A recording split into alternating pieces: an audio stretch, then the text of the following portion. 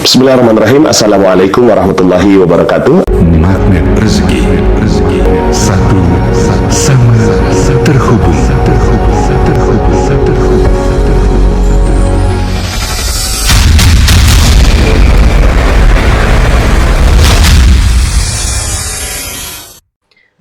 Oke, bismillahirrahmanirrahim. Assalamualaikum warahmatullahi wabarakatuh.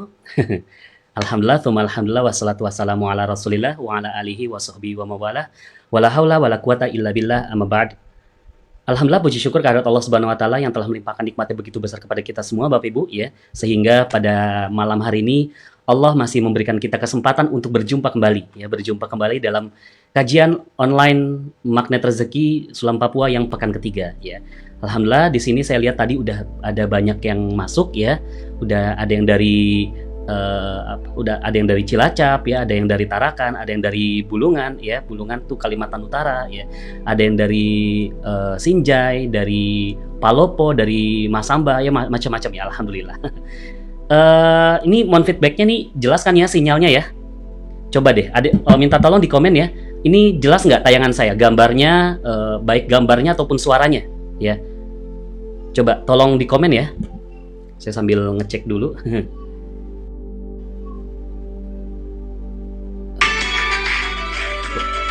Masih di sini. Gimana, jelas nggak suara saya? Ya, tayangan saya, gambarnya baik gambarnya ataupun suaranya ya. Coba tolong di komen ya. Saya sambil ngecek. Oh, oke. Bagus ya. Di suaranya bagus dan gambarnya bagus. Jadi kalau misalkan ada beberapa yang sinyalnya agak kurang ya, berarti mungkin persoalannya bukan di sayanya ya, tapi di sinyal masing-masing di tempat masing-masingnya ya. Oke Bapak Ibu ya, selamat datang di kajian kita ya, di kajian online. Apa kabarnya semua? Ya, semoga masih semuanya dalam keadaan sehat ya, dalam keadaan dahsyat luar biasa, mendapatkan keberkahan, kejayaan dan keberlimpahan rezeki dari Allah Subhanahu wa taala. Terima kasih kepada ini sudah ada 54 orang yang hadir ya, ada 54 orang yang hadir ya.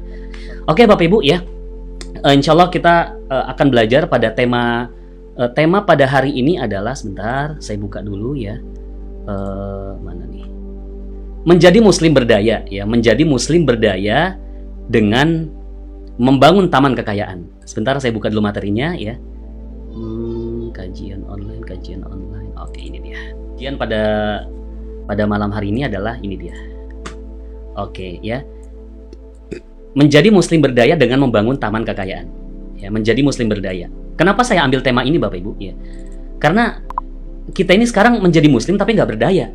Ya, kita menjadi muslim tapi tidak berdaya. Berdaya itu kan maksudnya gimana? Berdaya itu kan maksudnya kita punya kekuatan gitu.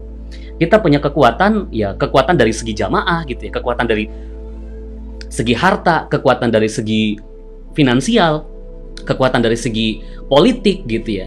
Tapi kita ini sekarang menjadi muslim yang tidak berdaya ya. Kenapa tidak berdaya? Karena ya banyak dari kita yang tidak tepat ilmunya gitu. Tidak tepat ilmunya dalam mengejar kekayaan ya. Tidak tepat ilmunya dalam mengejar kekayaan. Nah, makanya pada tema malam ini adalah menjadi muslim berdaya dengan membangun taman kekayaan ya. Ya. Yang baru masuk silakan absen ya. Yang baru masuk silakan absen saja. Nanti kalau misalkan bisa saya tampilkan ya. Nih Sinjai hadir ya. Taiwan, masya Allah ya. Taiwan pun hadir ya, masya Allah. Taiwan sama dengan Wita ya. Alhamdulillah. Pak Abi Suja dari Bali ya. Alhamdulillah. Semoga dokter dalam lindungan Allah. Amin. Semoga kita semua dalam lindungan Allah ya. Oke Bapak Ibu. Saya mulai dengan ini. Ya, saya ingin memulai dengan kenapa sih saya mengambil kenapa tema pada malam hari ini adalah menjadi muslim yang berdaya? Karena kita saat ini menjadi muslim yang tidak berdaya, padahal faktanya dulu itu muslim sangat berdaya Bapak Ibu. Kita lihat data ekonomi umat pada zaman dulu ya. Pada zaman dulu ya, kekayaan Umar bin Khattab radhiyallahu an ya. Bagaimana kekayaan Umar bin Khattab ya? Dia mewariskan 70.000 properti ya, dalam bentuk ladang pertanian saat itu ya, ladang gitu ya. Kalau sekarang ya bayangkan aja ladang kelapa sawit lah gitu ya. Seharga masing-masing 160 juta rupiah ya. Totalnya adalah 11,2 triliun. Kemudian itu cash flow-nya atau penghasilannya per bulan dari properti itu, dari 70 ladang pertanian itu mencapai 233 miliar Bapak Ibu ya. 233 miliar sebulan ya. Kebayang nggak penghasilan 233 miliar sebulan itu mau bikin apa Bapak Ibu ya. 233 miliar itu banyak banget Bapak Ibu ya. Ya beda tipis sama kita 2.300.000. Itu Umar bin Khattab Bapak Ibu. Bagaimana dengan kekayaan sahabat yang lain? Ya, kekayaan Utsman bin Affan. Bagaimana kekayaan Utsman bin Affan? Ya, dia memiliki simpanan uang itu 151.000 dinar. Ya, 1 dinar sekarang itu 4.500.000 Bapak Ibu. Ya 4 juta lah. Ya, jadi 151.000 dikali 4 juta. Berarti sekarang berapa? 150 kali 4, 600 miliar. Ya, punya 600 miliar rupiah. Itu simpanan uang. Itu simpanan uangnya di rumah Bapak Ibu. Dulu belum ada bank. Ya, dulu belum ada bank. 600 miliar ada di rumahnya. Siapa sekarang di sini yang rumahnya itu 600 miliar? Itu Utsman bin Affan Bapak Ibu ya. Kemudian dia mewariskan properti ya sepanjang wilayah Aris dan Khaybar. Ya, properti itu dulu ladang pertanian ya, di mana-mana dulu propertinya ladang pertanian. Sekarang kan propertinya banyak gitu ya modelnya. Banyak macamnya. Ada ruko, ada toko, ada rumah gitu ya, ada apartemen, ada hotel dan lain-lain. Tapi kalau dulu tuh propertinya tuh dalam bentuk ladang pertanian. Dia mewariskan properti sepanjang wilayah Aris dan Khaybar. Itu Aris dan Khaybar itu hampir ratusan kilometer Bapak Ibu ya. Sekaya apa sih Utsman bin Affan punya properti sepanjang wilayah Aris dan Khaybar? Anda bayangin aja, sekaya apa orang yang saat ini ya punya ladang kelapa sawit berjejer dari Jakarta sampai Bandung ya, atau dari Samarinda sampai Balikpapan ya, atau dari Makassar sampai Parepare ya, atau dari Lampung sampai Palembang. Itu Lampung sama Palembang ratusan kilometer nggak sih? Ya pokoknya ratusan kilometer deh ya. Bayangin sekaya apa itu Utsman bin Affan, Masya Allah ya. Kekayaannya segitu banyak Bapak Ibu. Kemudian ya, dia juga punya beberapa sumur senilai 200.000 dinar atau 800 miliar. Sumurnya 800 miliar Bapak Ibu. Kemudian rekening tertua di dunia masih mengalir ya. Rekening tertua di dunia masih mengalir atas nama Utsman bin Affan di salah satu bank di Saudi Arabia. Orangnya udah meninggal 1400 tahun yang lalu, rekeningnya sampai sekarang masih ada. Ya.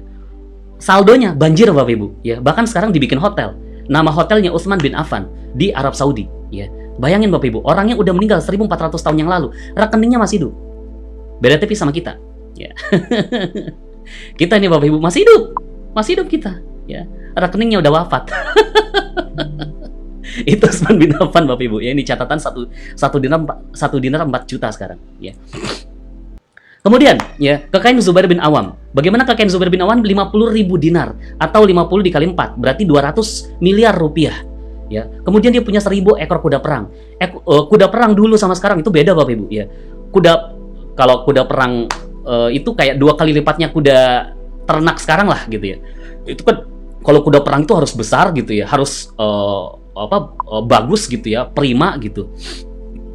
1000 ekor kuda perang. Mungkin sekarang kalau sekarang mungkin 1 ekor kuda perang yang dulu itu mungkin sekarang seharga 30 sampai 40 juta.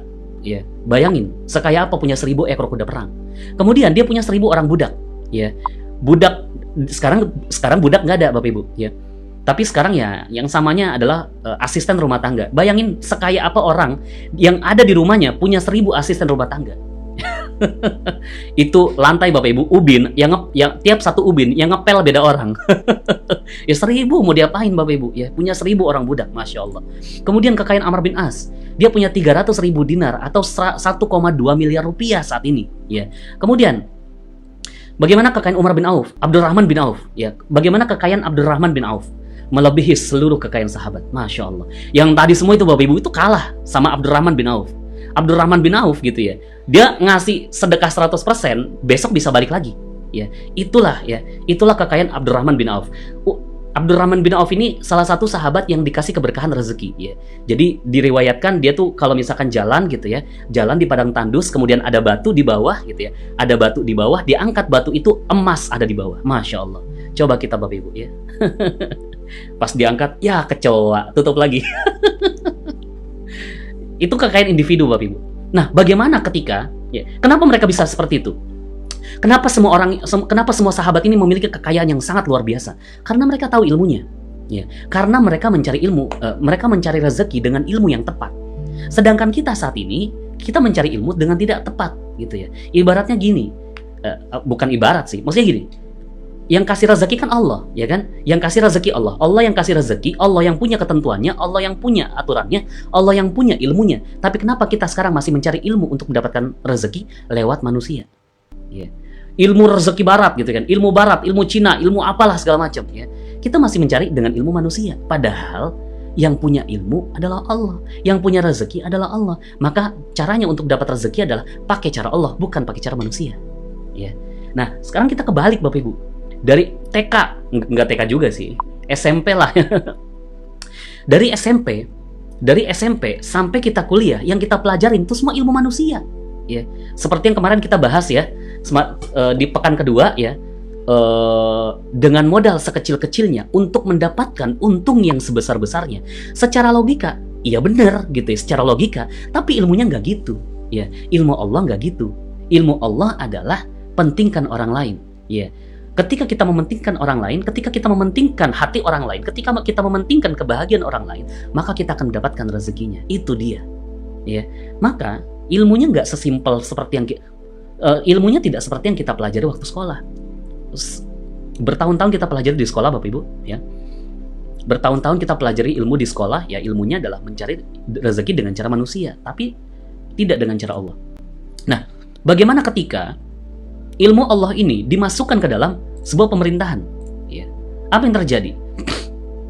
Saat itu pada masa Umar bin Khattab radhiyallahu anhu ya, 10 tahun bertugas. 10 tahun bertugas ini adalah menjadi presiden ya. Ya khalifah kan.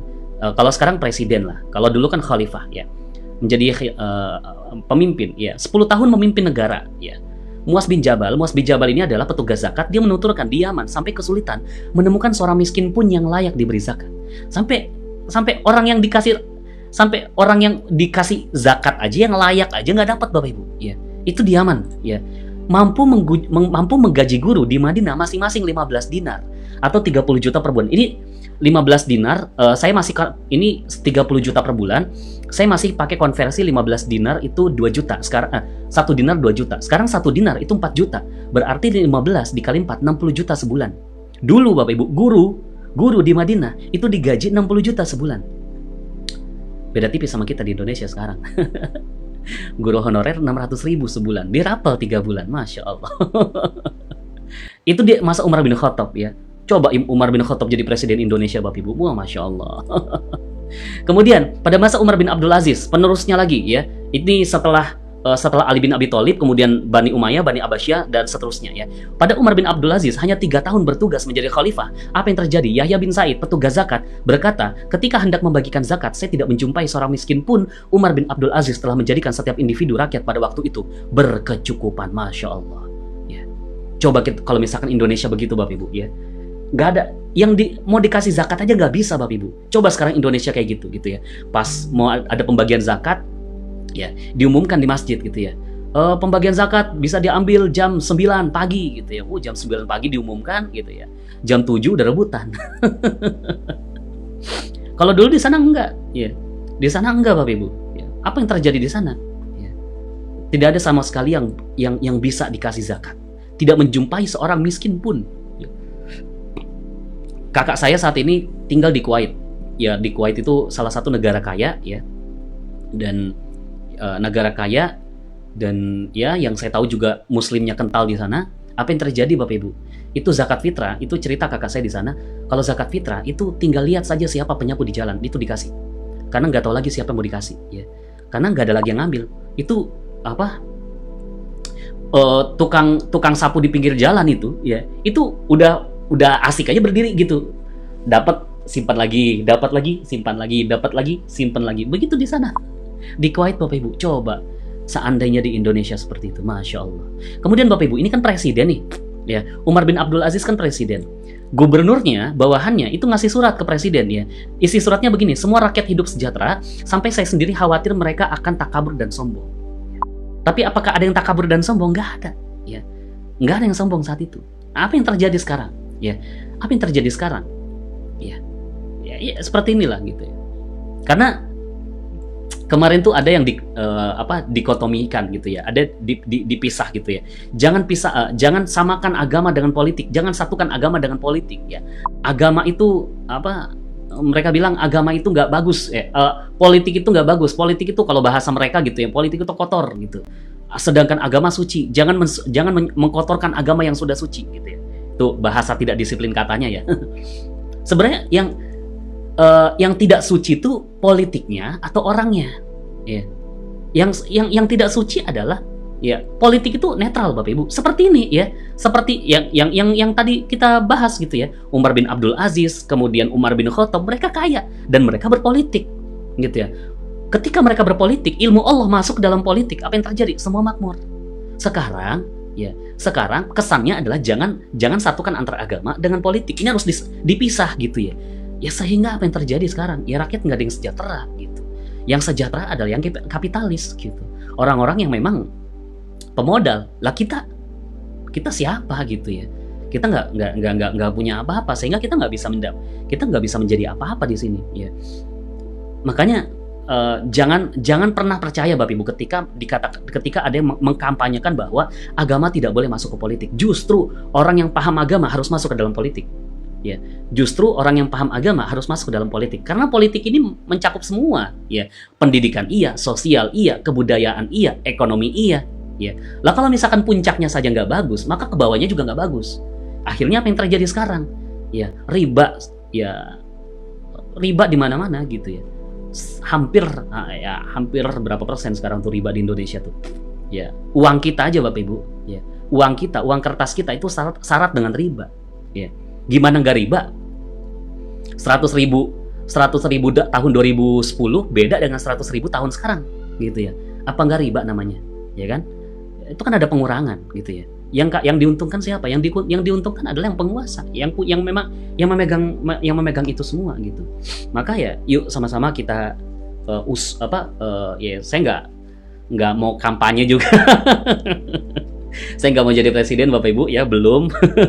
Cuma maksud saya adalah Muslim berdaya dengan ilmu Allah dimanapun ya. Muslim berdaya dengan ilmu Allah dimanapun, mau itu di politik, mau itu di keuangan, mau itu di ekonomi, mau itu di pendidikan ya, semuanya berdaya. Nah sekarang kenapa kita nggak berdaya? Karena kita nggak paham ilmunya gitu ya. Mohon izin bentar Bapak Ibu ya, sebentar.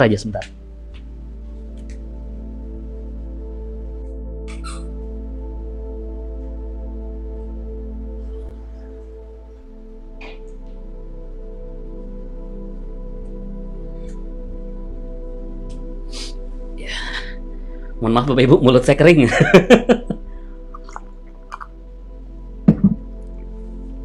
Nah, maka Bapak Ibu, ya kita harus punya ilmunya dalam menarik rezeki. Ya, kita harus punya ilmunya dalam mempertahankan kesyariahan yang ada dalam Islam, ya, supaya bisa masuk ke dalam sendi-sendi kehidupan kita semua, ya. Fokus belajar MR dulu ya, baru ke politik, keren. Ya, nantilah kalau saya mah. Nah, Bapak Ibu, saya pengen memulai dengan pertanyaan seperti ini. Di mana letak bahagia? Iya, di mana letak bahagia? Ya. Apakah letak bahagia itu di pekerjaan kita? Apakah letak bahagia itu di jabatan kita? Apakah letak bahagia itu di gadget kita? Di mana letak bahagia? Ya. Jadi gini Bapak Ibu, ya rezeki itu ibarat kupu-kupu, ya. Rezeki itu ibarat kupu-kupu, ya. Jadi gimana? Rezeki itu ibarat kupu-kupu. Nah, sekarang gimana cara kita mengejar kupu-kupu itu, ya? Jadi kupu-kupu itu karena indah gitu ya. Saya analogikan sebagai rezeki. Rezeki itu kupu-kupu, ya.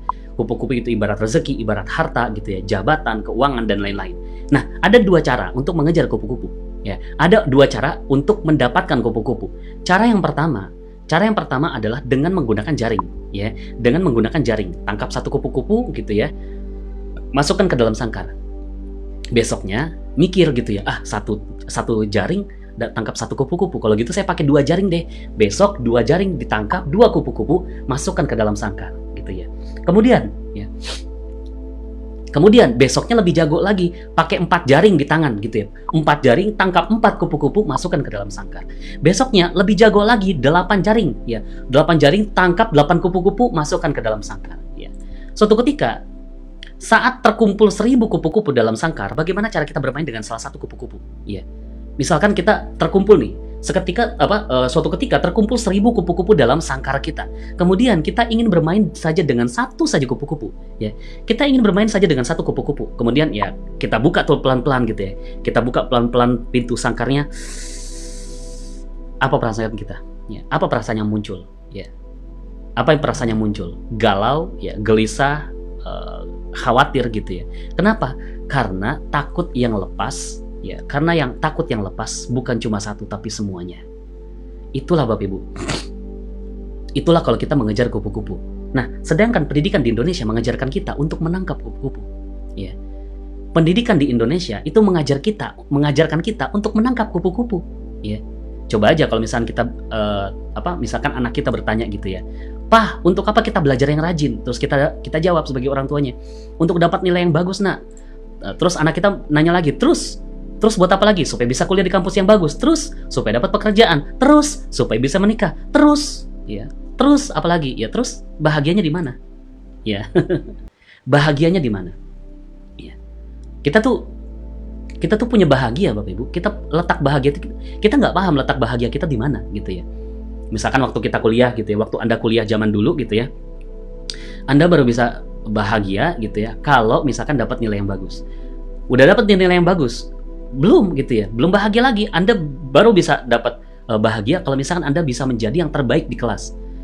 Pas sudah dapat yang terbaik gitu ya, pas sudah dapat yang terbaik, belum selesai di situ. Tapi Anda baru bisa bahagia kalau misalkan Anda sudah lulus kuliah. Setelah lulus kuliah, belum. Ya, Anda baru bisa bahagia kalau dapat pekerjaan. Setelah dapat pekerjaan, udah bahagia? Belum. Anda bahagia kalau misalnya sudah mendapatkan pasangan. Kalau belum dapat pasangan, belum bahagia. Setelah udah menikah gitu ya, apa udah bahagia? Belum. Ditanya lagi, kapan punya anak? Ya, kapan punya anak? Akhirnya nggak bahagia lagi. Ya. Akhirnya bahagianya kalau punya satu anak. Setelah mendapatkan satu anak, udah bahagia belum? Belum. Ditanya lagi, kapan punya anak kedua? Begitu seterusnya. Maka terus bahagianya di mana? Ya. Kita ini bahagianya tuh terlalu banyak syarat. Saya baru bisa bahagia kalau begini. Saya baru bisa bahagia kalau begitu. Saya baru bisa bahagia kalau begini. Ya. Sama seperti kupu-kupu. Ya, kita ngejar kupu-kupu. Kita tangkap kupu-kupu, ya, kita baru pas tangkap satu kupu-kupu bahagia belum? Belum. Harus dapat 2 kupu-kupu lagi. Pas dapat 2 kupu-kupu baru udah bisa bahagia? Belum. Kita baru bisa bahagia kalau misalnya dapat 4 kupu-kupu. Pas dapat 4 kupu-kupu udah bahagia? Belum. Kita baru bisa bahagia kalau dapat 8 kupu-kupu. Pas tangkap 8 kupu-kupu udah bahagia? Belum. Kita baru bisa bahagia kalau terkumpul 1000 kupu-kupu.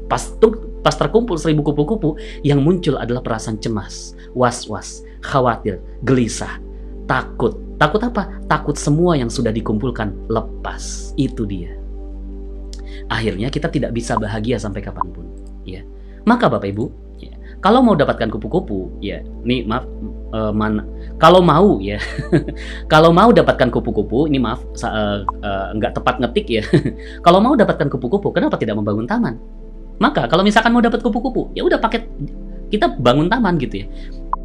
Caranya pun berbeda. Caranya adalah ya bukan pakai jaring, tapi pakai cangkul gitu ya. Pakai cangkul, pakai pacul. Kita cari tanah. Ya, kita cari tanah, kita jangan fokus ke kupu-kupu dulu, kita fokus cari tanah. Ada dapat tanah gitu ya, kita pacul gitu ya, kita gemburkan tanahnya, kita kasih pupuk, kemudian kita tanamkan bibit, kita sirami, kita rawat sampai muncul kecambahnya. Kemudian setelah itu muncul tangkainya, kemudian muncul daunnya, muncul bunganya. Pas bunga muncul, maka sunatullah kupu-kupu yang datang. Saat muncul bunga, datangnya kupu-kupu adalah kepastian. Maka untuk mendapatkan kupu-kupu, untuk bermain dengan kupu-kupu, maka fokusnya adalah membangun taman, Bapak Ibu. Kan sekarang kita pengen bermain dengan kupu-kupu kan? Ya kupu-kupu misalkan kayak handphone Anda gitu ya. Handphone ini kan kupu-kupu, Bapak Ibu. Ya ketika Anda punya handphone yang bagus, maka Anda senang gitu ya. Kemudian mobil, ya mobil adalah kupu-kupu kita, Bapak Ibu. Ya, mobil adalah kupu-kupu kita. Ketika kita punya mobil bagus kan kita senang gitu ya. Tapi semakin bagus barang yang kita miliki, kenapa kita semakin takut kehilangan? Itu dia. Ya. Karena fokus kita adalah mengejar kupu-kupu. Ini kan mobil udah saya usahakan gitu ya. Mobil ini sudah saya usahakan setengah mati. Kalau hilang, waduh, hancurlah hidup saya. Ini rumah udah setengah mati saya bangun dengan bisnis saya berdarah-darah, dengan air mata, keringat bercucuran darah gitu ya. Kalau hilang gitu ya, kalau hancur, waduh. Ya karena fokusnya ngejar kupu-kupu. Coba kalau bangun taman. Ketika punya satu bunga, maka ada satu kupu-kupu. Ketika punya 5 bunga, maka ada 5 kupu-kupu. Ketika punya 10 bunga, maka ada 10 kupu-kupu. Ketika kita punya 1000 bunga dalam taman kita, maka yang akan datang adalah 1000 kupu-kupu. Tapi ketika maghrib datang, kupu-kupu pulang ke sangkarnya masing-masing, ada nggak perasaan cemas, khawatir, gelisah, galau seperti tadi? Ya, tidak ada. Kenapa? Karena kita tahu besok kupu-kupu akan datang kembali. Itu dia Bapak Ibu. Maka fokuslah membangun taman kekayaan. Untuk menjadi muslim yang berdaya, untuk menjadi muslim yang memiliki kekuatan, maka fokuslah bangun taman kekayaan. Sahabat Nabi Bapak Ibu itu fokus membangun kekayaan, membangun taman kekayaan. Mereka bukan mengejar kekayaan. Mereka nggak mau. Umar bin Khattab Bapak Ibu, itu sudah berada di tahap dia nggak mau mendapatkan rezeki. Ya. Dia dikejar nih sama rezeki. Udah, tolong, saya udah nggak mau lagi. Udah nggak sanggup lagi saya cuma mau ridhonya Allah. Saya nggak mau kamu. Gitu ya. Tapi itu yang membuat rezeki jatuh cinta kepada dia. Itu yang membuat kupu-kupu jatuh cinta kepada dia. Kenapa? Karena satu tubuhnya udah berbau bunga.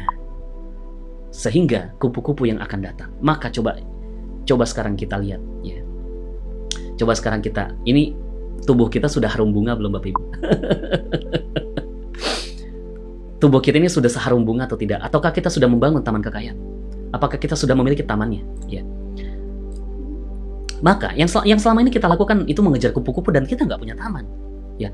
Bahkan anak-anak kita Bapak Ibu itu galau. Di mana bahagianya mereka? Apakah bahagianya mereka itu lewat gadget gitu ya? Sekarang kan bahagianya mereka lewat TikTok gitu ya, lewat Instagram, lewat YouTube, ya, lewat WhatsApp dan lain-lain. Mereka kehilangan taman gitu ya. Kita pun kehilangan taman. Kita nggak punya taman kita. Ya, maka inilah yang dinamakan prinsip membangun taman kekayaan. Ya, inilah prinsip membangun taman kekayaan. Nah, pertanyaannya adalah gimana caranya? Ya, gimana caranya membangun taman kekayaan? Ya, coba ya, yang mau membangun taman kekayaan, katakan saya. Ya, yang mau membangun taman kekayaan, katakan saya. Yang mau membangun taman kekayaan, katakan saya. Alhamdulillah. Ya mudah-mudahan Anda mendapatkan taman kekayaannya dan menjadi muslim yang berdaya karena memiliki kekuatan finansial. Ya, kekuatan finansialnya bukan dengan mengejar kupu-kupu. Nggak peduli Bapak Ibu. Ya, kalau misalkan Anda punya 1000 nih. Anda punya 1000 bunga di taman Anda. Maka kan ada 1000 kupu-kupu tuh, ya kan? Terus ada orang yang minta kupu-kupu Anda. Anda kira-kira kasih nggak? Ya, Anda kira-kira kasih nggak? Kasih aja. Ya, kasih aja. Nanti juga ada yang ambil satu, maka ada kupu-kupu lain yang akan datang. Ya. Maka begitu aja, cuma misalkan sekarang gitu ya. Kayaknya harta kamu banyak, boleh nggak saya minta satu? Ambil aja, gitu ya. Ambil aja silahkan gitu ya. Pernah nggak kita seperti itu? Ya. Ya paling gampangnya tuh ketika kita merasa ingin bersedekah gitu ya. Gampang nggak kita bersedekah? Ketika kita tidak mudah bersedekah, maka kita belum punya taman. Misalkan kita punya sedekah itu bukan maksudnya sedekah itu bukan banyak-banyakan ya Bapak Ibu ya, tapi perbandingannya yang ditanya. Misalkan ada orang punya 1 miliar, sedekahnya 1 juta. Oke, bilangannya banyak, tapi dibandingkan ada orang yang cuma punya 10.000, kemudian dia sedekahnya 4.000. Ya jelas yang lebih besar pengorbanannya adalah si yang punya 10.000 itu. Maka sekarang tinggal dilihat, ketika kita ingin bersedekah, pengorbanannya seberapa besar. Ketika kita ingin bersedekah, kemudian pengorbanan yang besar, kemudian getar gitu ya. Aduh, kayak nggak sanggup, nggak rela ngelepas gitu. Itu berarti kita belum punya taman. Berarti kita belum punya taman. Kalau misalkan ada yang membutuhkan seberapa besar apapun gitu ya. Kan kemarin kita udah bahas ya. Kita nggak penting, orang lain yang lebih penting, kan gitu. Itu rahasia keajaiban tuh.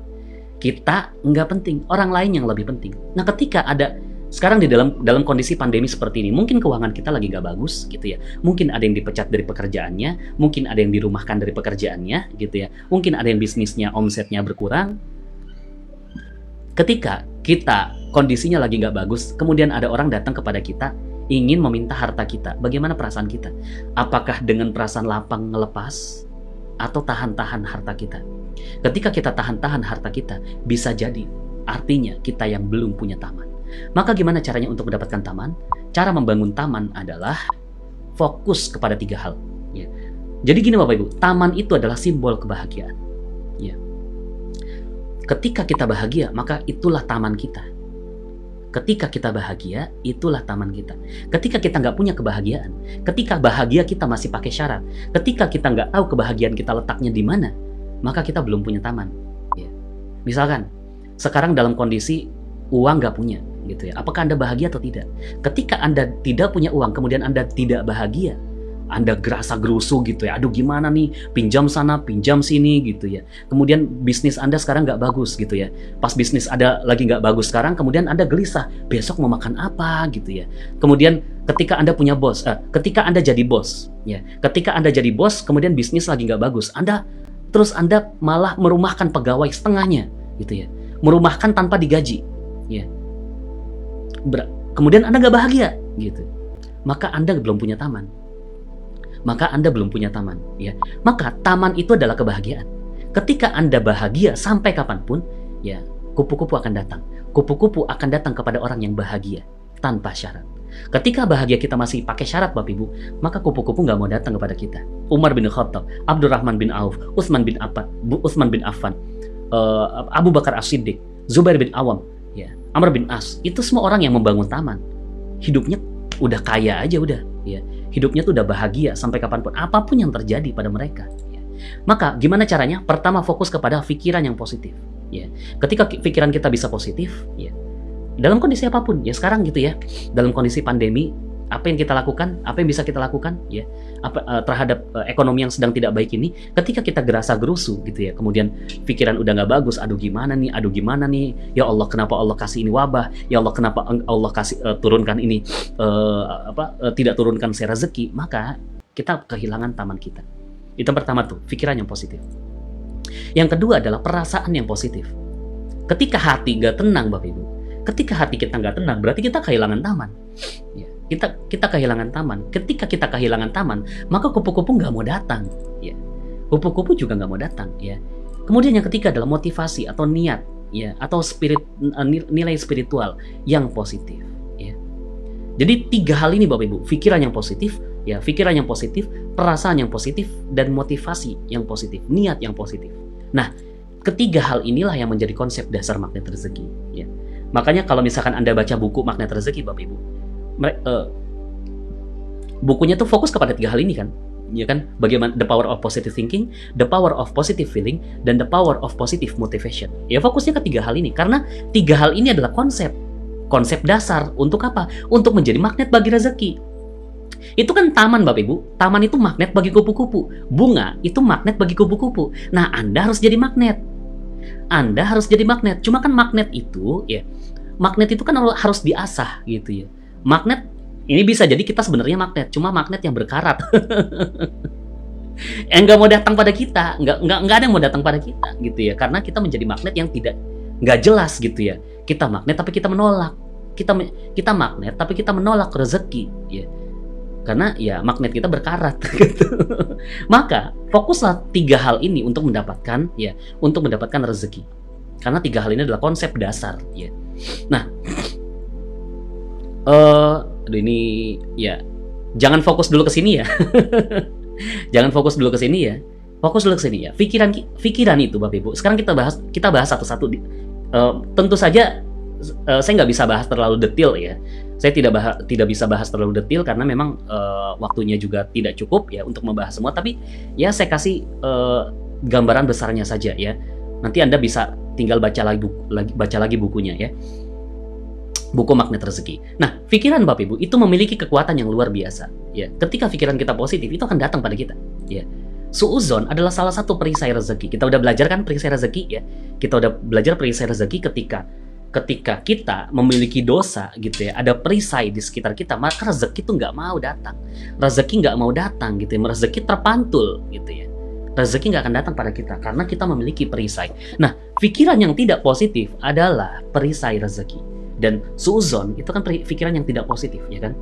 Dikit-dikit nyalahin orang gitu ya. Dikit-dikit fitnah orang gitu ya. Apalagi dalam kondisi sekarang, ya. Dalam kondisi pandemi begini Bapak Ibu, banyak sekali orang yang suuzon kepada Allah. Ya. Bisa jadi pandemi ini baik bagi kita, gitu ya. Bisa jadi pandemi ini baik bagi kita, cuma kita nggak paham. Karena kita nggak paham, kita langsung asik menyalahkan Allah. Nauzubillah. Ya. Maka ya pikiran itu memiliki kekuatan yang luar biasa. Ketika pikirannya tidak positif, maka rezeki hilang. Rezeki hilang Bapak Ibu, karena itulah perisai rezeki. Saat suzon kita kehilangan taman. Ya. Nah coba sekarang, ya siapa yang nggak pernah suzon? Katakan saya. Siapa yang belum pernah suzon? Katakan saya. Saya juga Bapak Ibu ya. Kita sama ya, kita pernah suuzon. Ya cuma kan kita belum tahu ilmunya, ya kan. Kita kan sebelum ini belum tahu ilmunya. Sekarang kan udah paham ya. Sekarang kita udah paham bahwa suuzon itu nggak bagus. Ya maka suuzon itu akan menghilangkan taman. Ketika kita suuzon, ada nggak orang yang suuzon tuh tapi bahagia gitu loh. Ada nggak orang suuzon tapi bahagia? Nggak ada. Rasa-rasanya orang tuh suuzon itu ya pasti semuanya gak bahagia gitu. Pasti ada rasa dongkol gitu ya, ada rasa kesel, ada rasa jengkel, sehingga dia suuzon ya. Maka ya ketika suuzon gak mungkin ada orang yang bahagia gitu ya. Kenapa kamu suuzon sama dia? Soalnya saya happy. Gak mungkin. Maka Bapak Ibu, hadis qudsi ya, hadis Bukhari Muslim ya, ana inda dzanni abdi bi, kata Allah ya, sesungguhnya aku menuruti itu mengabulkan persangkaan hambaku gitu ya. Sesungguhnya Allah mengabulkan apa yang kita pikirkan.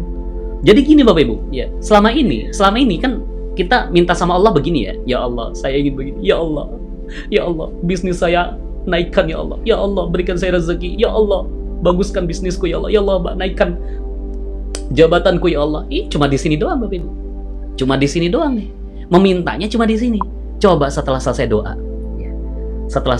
apa yang difikirkan di sini? Kok bisnis saya nggak naik-naik ya? Kok rezeki saya nggak datang-datang ya? Kok bisnis saya banyak saingannya ya?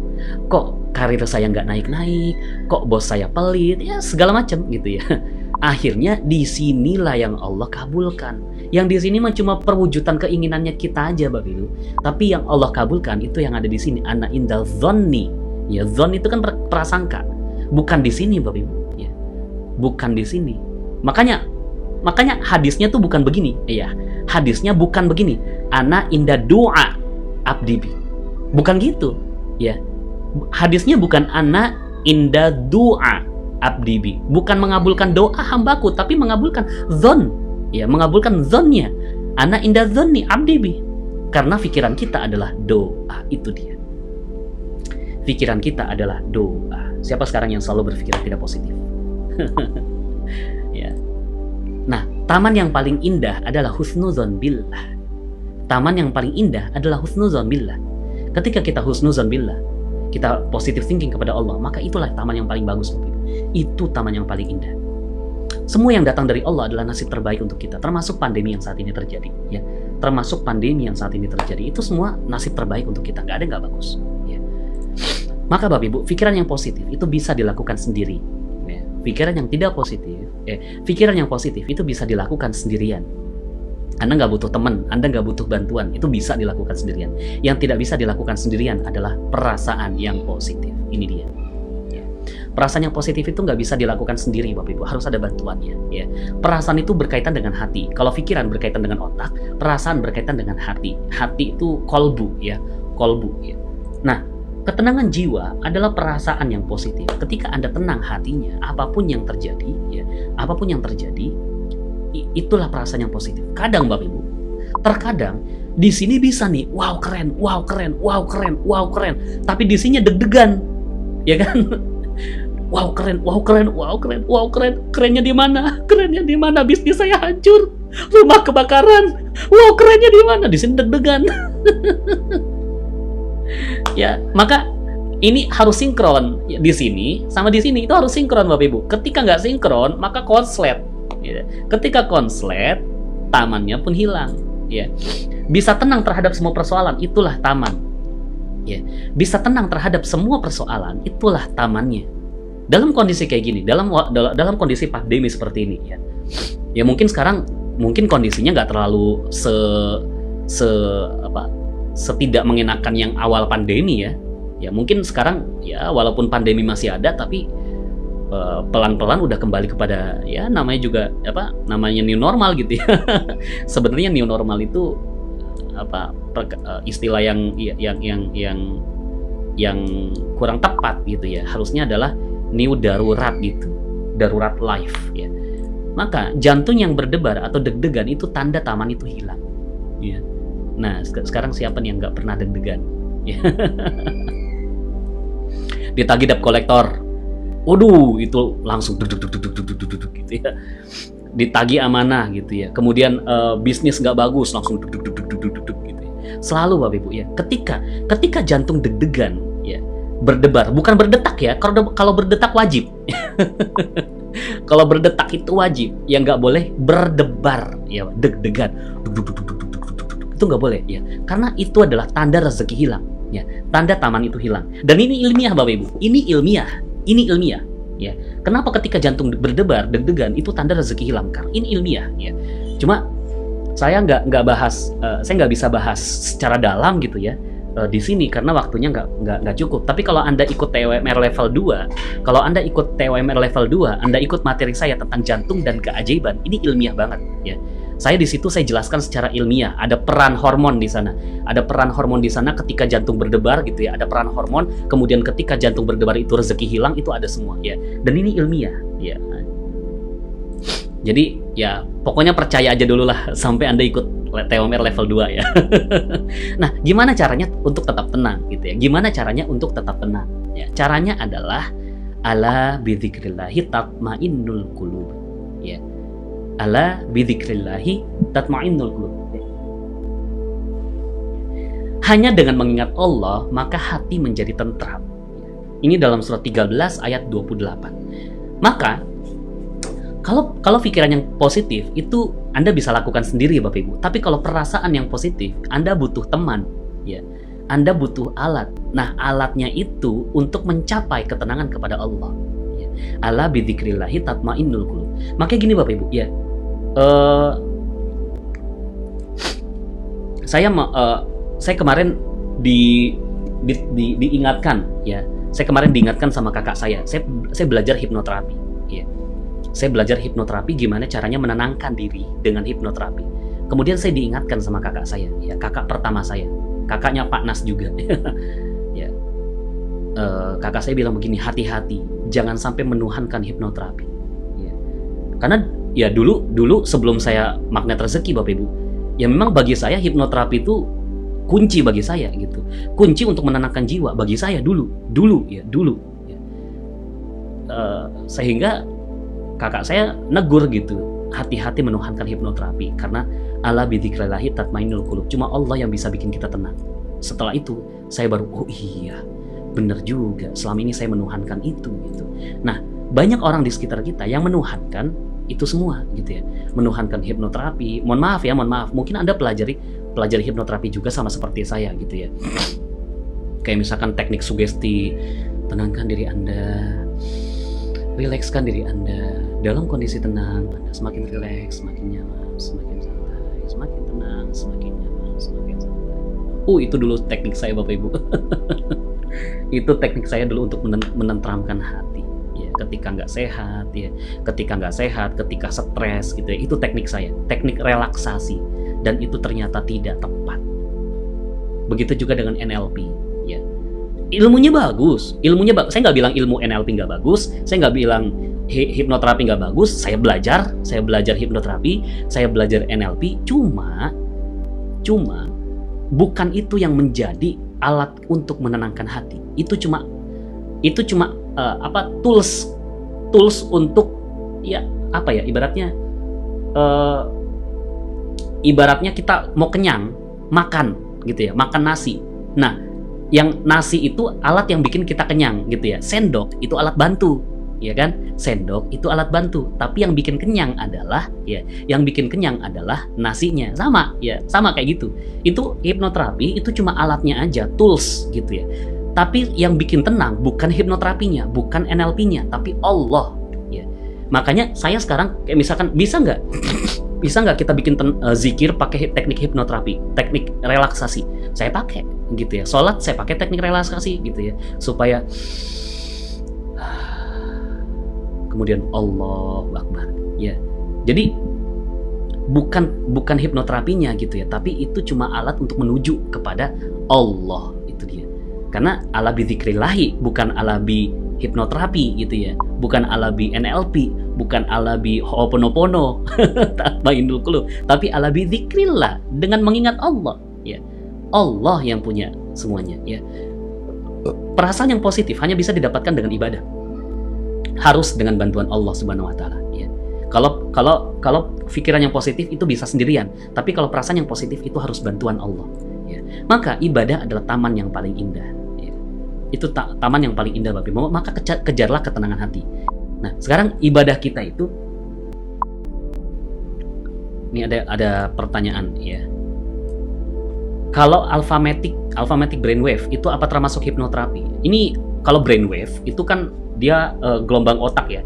Itu gelombang otak, kalau yang saya pelajari itu hipnoterapi main di situ gitu ya. Hipnoterapi main di situ. Tapi gelombang otak itu dimiliki sama semua orang gitu ya. Itu memang aktivitas gelombang otak gitu ya. Ada beta, alfa, theta, delta gitu ya. Beta, alfa, theta, delta. Ketika kita relax gitu ya. Makanya sahabat gitu ya. Ada sahabat yang kemudian dia dipanah gitu ya. Dadanya terpanah gitu ya. Kemudian dia bilang, cabut panah ini ketika saya sholat gitu ya. Pas saya sholat itu saya tidak merasakan sakit apapun. Nah, itulah ketika brainwave-nya itu turun dari beta ke alfa gitu ya. Atau bahkan sampai yang deep banget, yang sampai dalam banget, sampai dia theta itu ya. Itu ketika Anda zikir gitu ya. Ketika Anda zikir, Anda sampai nangis, itu brainwave udah turun gitu ya. Dari beta ke alfa atau ke theta bahkan gitu ya. Ya kayak gitulah kira-kira ya. Nah, maka kejarlah ketenangan hati ya dengan cara ibadah. Kalau perasaan sudah positif Bapak Ibu, udah tenang ya. Bisnis ditipu, senyum gitu ya. Target tidak tercapai, tetap senyum ya. Motor hilang, senyum. Ya itu kan cuma kupu-kupu doang Bapak Ibu ya. Itu kan cuma kupu-kupu, ya sudah gitu ya. Itu cuma kupu-kupu. Ada yang bilang nih ya, alhamdulillah jaringannya jelek gitu ya. Ganti ya, tidak bagus ya, disiplin kata ya, tidak bagus ya. Ya, motor hilang, senyum gitu Bapak Ibu ya, karena itu cuma kupu-kupu ya. Rumah kebakaran, senyum gitu ya. Dan lain-lain ya. Ini tentu saja Bapak Ibu ya, kemarin ini ada cerita gitu ya, member alumni saya di Ternate ya, namanya Bu Haja Siti. Bu Haja Siti ini rumah kebakaran ya. Bulan Maret kalau tidak salah ya.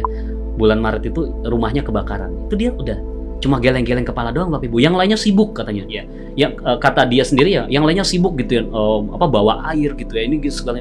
Bu Haja Siti mah cuma Masya Allah. Masya Allah. Masya Allah. Masya Allah. Cuma gitu Bapak Ibu ya. Dan dia bilang, katanya ketika rumah kebakaran dia punya feeling bahwa setelah itu dapat rezeki berlimpah. Setelah rumah kebakaran akan dapat rezeki berlimpah. Dan benar Bapak Ibu, setelah itu rumahnya diganti ya. Rumah yang kebakaran itu diganti beserta dengan alat isi-isinya juga, isi rumahnya. Dan rumah yang dia kan lagi ngebangun rumah katanya ya. Dia lagi ngebangun rumah, uangnya habis. Dan setelah itu ya, rumahnya bisa dikerjakan kembali. Masya Allah ya. Itu kalau sudah perasaan udah positif Bapak Ibu, insya Allah rezeki itu datang ya. Karena disitulah tamannya ya. Maka kekayaan bukanlah kaya harta, tetapi kekayaan yang sebenarnya adalah kaya hati. Ini hadis ya, ketenangan jiwa. Ini hadis dari Bukhari dan Muslim. Ini sabdanya Rasulullah ya. Kekayaan itu bukan kaya harta, tapi kaya hati. Kaya hati itu ya ini tadi yang saya bilang ya, bisnis ditipu, senyum, target tidak tercapai, senyum, motor hilang, senyum, rumah kebakaran, senyum, anak nangis, senyum. Ada komen dari Mbak Umi ya, Umi Rabiha ya, anak nangis, senyum, ya senyum aja udah. Ada senyumin aja semuanya ya. Maka Bapak Ibu ya, selama ini kan kita ibadah juga nggak jelas gitu ya. Kadang di ibadah kita nggak khusyuk gitu ya. Kadang kita lagi Allahu Akbar gitu ya. Bismillahirrahmanirrahim. Alhamdulillahirabbil alamin arrahmanirrahim. Tapi di sini tadi uang 100.000. Ya. Tadi uang 100.000, beli bensin 50.000, beli nasi kuning 10.000, beli pulsa 10.000. Mana kembalian ini? Allahu Akbar, sami Allahu liman hamidah. Sampai Assalamualaikum warahmatullahi wabarakatuh. Oh iya, di bawah bantal ku simpan. Jadi ya ibadah kita juga, gimana kita mau dapat perasaan yang positif ya, ibadah kita aja masih belum khusyuk gitu ya. Maka yuk kita perbaiki ya, kita perbaiki semua ya, kita perbaiki semua, mudah-mudahan ibadah kita menjadi taman bagi kita ya. Nah yang terakhir adalah motivasi yang positif ya. Motivasi adalah niat Bapak Ibu, lahir dari nilai spiritual ya. Dalam magnet rezeki itu ada spiritual meter ya. Mungkin ada yang sudah belajar, ada yang belum ya.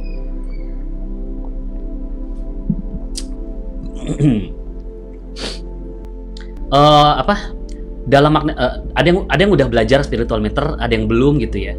Kalau yang udah ikut private training online gitu ya, maaf, ada yang ikut private training dengan saya, dengan CTMR yang lain gitu ya, atau ikut TOMR gitu ya, training online magnet rezeki level 1 gitu ya.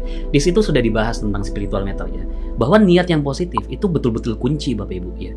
Betul-betul kunci, dan itu dibahas dalam spiritual meter. Cuma mohon izin saya nggak bisa bahas spiritual meter itu lebih dalam gitu ya di sini, karena membutuhkan waktu minimal 2 jam untuk menjelaskan itu, atau minimal 1 jam ya, minimal 1 jam untuk membahas detail tentang spiritual meter ya.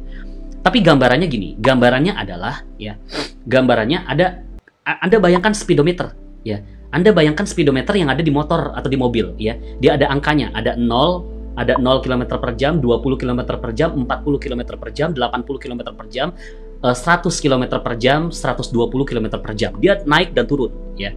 Naik turun. Kalau kecepatannya tinggi dia naik, kalau kecepatannya rendah dia turun ya. Nah, spiritual meter itu sama seperti begitu ya. Spiritual meter itu sama. Ada angka -8, ada -7, -6, -5, -4, -3, -2 sampai +1, +2, +3, +4, +5, +6, +7, +8 ya. Jadi ada -8 sampai ke +8 ya. Dan itu naik dan turun.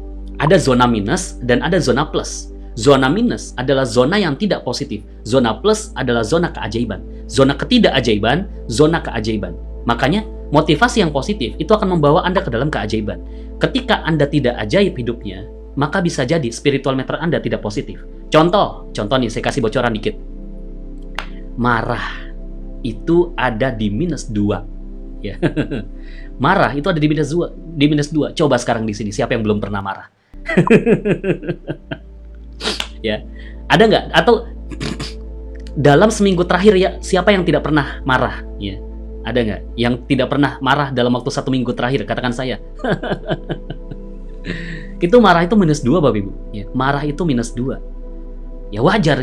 Akhirnya ada dalilnya, la taqdob walakal jannah. Jangan kamu marah, bagimu surga ya. Jangan kamu marah, bagimu surga. Karena memang marah itu menjauhkan kita dari kenikmatan surga. Lah, surga kan kita belum dapat nih sekarang. Terus surga mana yang mau kita dapatkan? La taqdob walakal jannah gitu kan. Jangan kamu marah, bagimu surga. Lah kan kita sekarang masih hidup nih, belum dapatkan surga. Bisa nggak kita dapatkan surga? Bisa. Surga dunia, kenikmatan dunia. Kenapa sekarang kita tidak mendapatkan kenikmatan dunia? Bisa jadi kita masih sering marah, itu dia. Ya. Ya.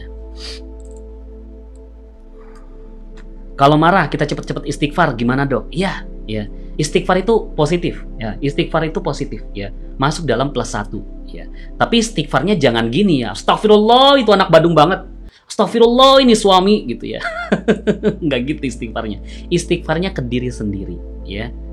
Istighfarnya ke diri sendiri, bukan ke orang lain, ya. Nah, bisa menjaga spiritual meter tetap dalam zona plus, itu taman yang indah, ya. Jadi spiritual meter itu tetap dalam zona plus Bapak Ibu. Kalau Anda paham menjaga terumbu karang, ya, menjaga terumbu karang itu di +6, di +6, ya.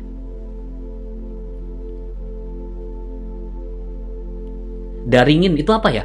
Ini dok pas daringin anak, daringin itu artinya apa ya? Ada yang komen nih.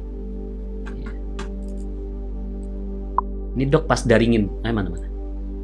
Pas daringin anak, ya Allah kadang marah. Daringin itu apa sih? Nggak tahu saya. Daringin itu apa ya? Ya pokoknya jangan marah lah, ya. Intinya jangan marah, ya. Apapun yang terjadi, ya walaupun manusiawi gitu ya, kesel gitu ya. Intinya jangan sampai marah, ya. Nah, gimana caranya kita berada di positif, ya? Gimana cara kita berada di positif? Caranya adalah banyak-banyak istighfar. Cara istighfar, ya. Caranya adalah istighfar itu untuk masuk ke plus.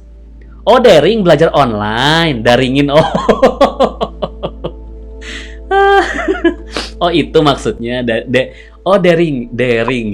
Maksudnya daring. Maaf Bapak Ibu, anak saya masih balita, jadi nggak tahu daring. Daring. Oh ya, saya paham belajar online. Ya memang sekarang ya Anda kan dituntut jadi guru juga ya. Tapi ya justru di situ peran Anda, ya. Justru di situ peran Anda. Bisa jadi selama ini peran kita sebagai orang tua kan gini ya, madrasatul ula.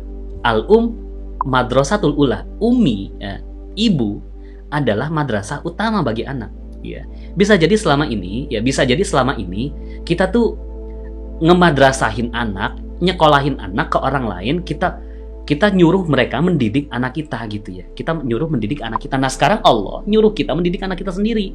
Gitu ya. Kita nyuruh Allah mendidik anak kita sendiri. Ya udah, rasain aja rasanya tuh gimana ya. Ya, kadang ya gitulah pokoknya. Ya nikmatin aja lah ya. Nikmatin aja. Ini momen Anda dekat ya, momen Anda dekat dengan anak-anak Anda. Nah, gimana caranya untuk kembali tadi ke pertanyaan tadi ya, gimana caranya supaya kita tetap positif? Tetap positif adalah ya, pertama ya, kalau misalkan Anda pengen bagus banget ya, Anda harus paham betul spiritual meter gitu ya. Ini saya juga baru bisa ngelola emosi dengan baik ya.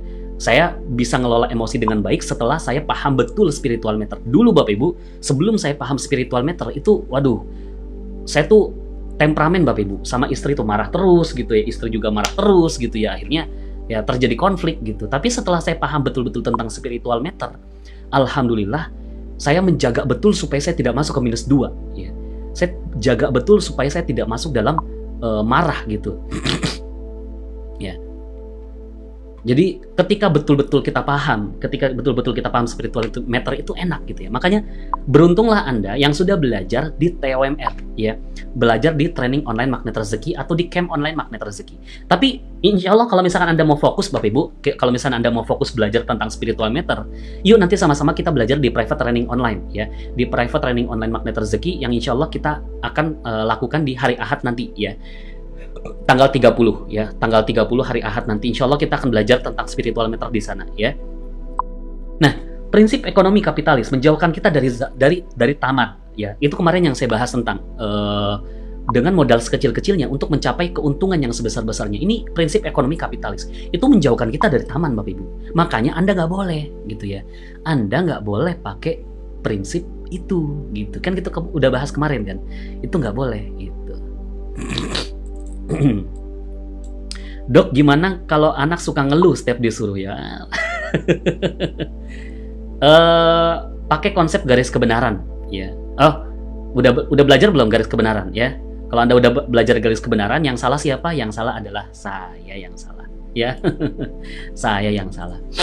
Ya, mungkin cara nyuruh kita nggak bener gitu ya, sehingga anak tuh nggak pakai hati gitu ngerjainnya dan lain-lain ya. Nah, prinsip ekonomi dalam Islam itu fokus dalam memuliakan dan membahagiakan orang lain. Zona plus, itu dia ya. Prinsip ekonomi Islam itu gimana? Prinsip ekonomi Islam itu yang kemarin, rahasia keajaiban itu, orang lain lebih penting daripada saya. Itu prinsip ekonomi Islam. Ya. Saya penjual boleh untung gitu ya, tapi pembeli saya harus lebih untung gitu ya. Saya boleh dapat untung, tapi pembeli harus lebih untung gitu ya. Nah, itu prinsip ekonomi dalam Islam.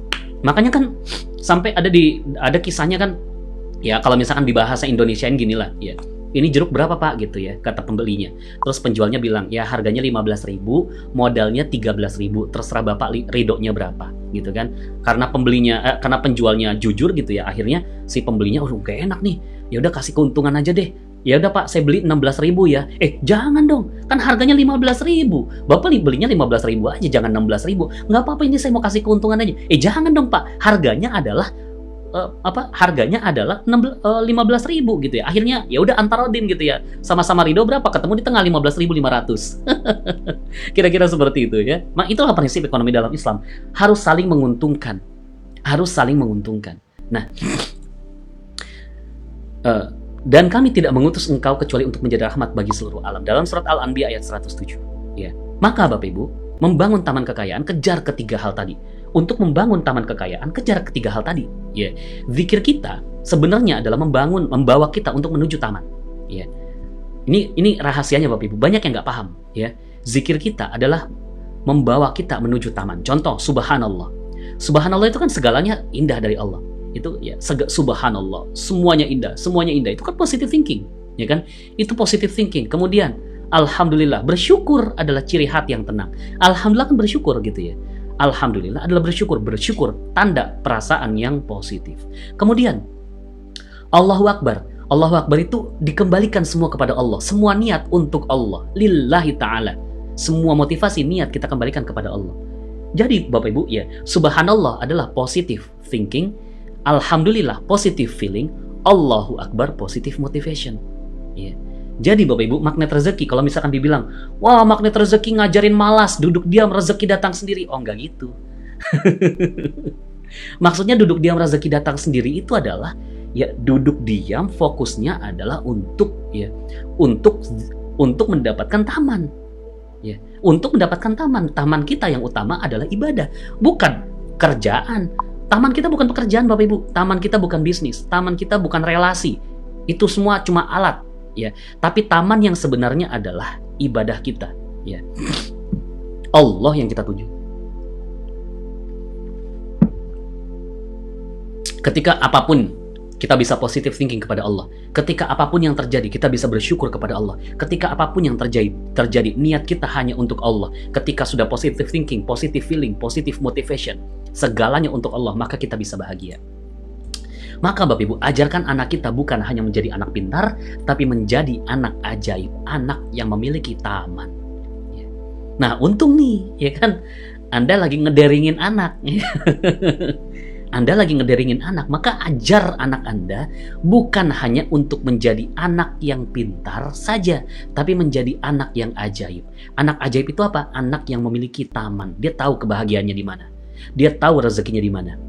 Sehingga karena dia tahu rezekinya di mana, dia fokus berbakti kepada Allah, dia fokus berbakti kepada manusia, dia fokus berbakti kepada agama, dia fokus berbakti kepada orang tua, menyayangi dan menghormati kakak adiknya, dan berbuat baik kepada teman-temannya. Hormat kepada gurunya. Itulah anak yang memiliki taman. Karena dia tahu kebahagiaannya dititip di mana. Karena dia tahu rezekinya dititip di mana. Karena dia tahu dia tidak harus mengejar kupu-kupu, tapi dia harus membangun taman. Ya. Maka ajar anak kita untuk menjadi anak yang ajaib. Taman adalah sumber keajaiban. Ya.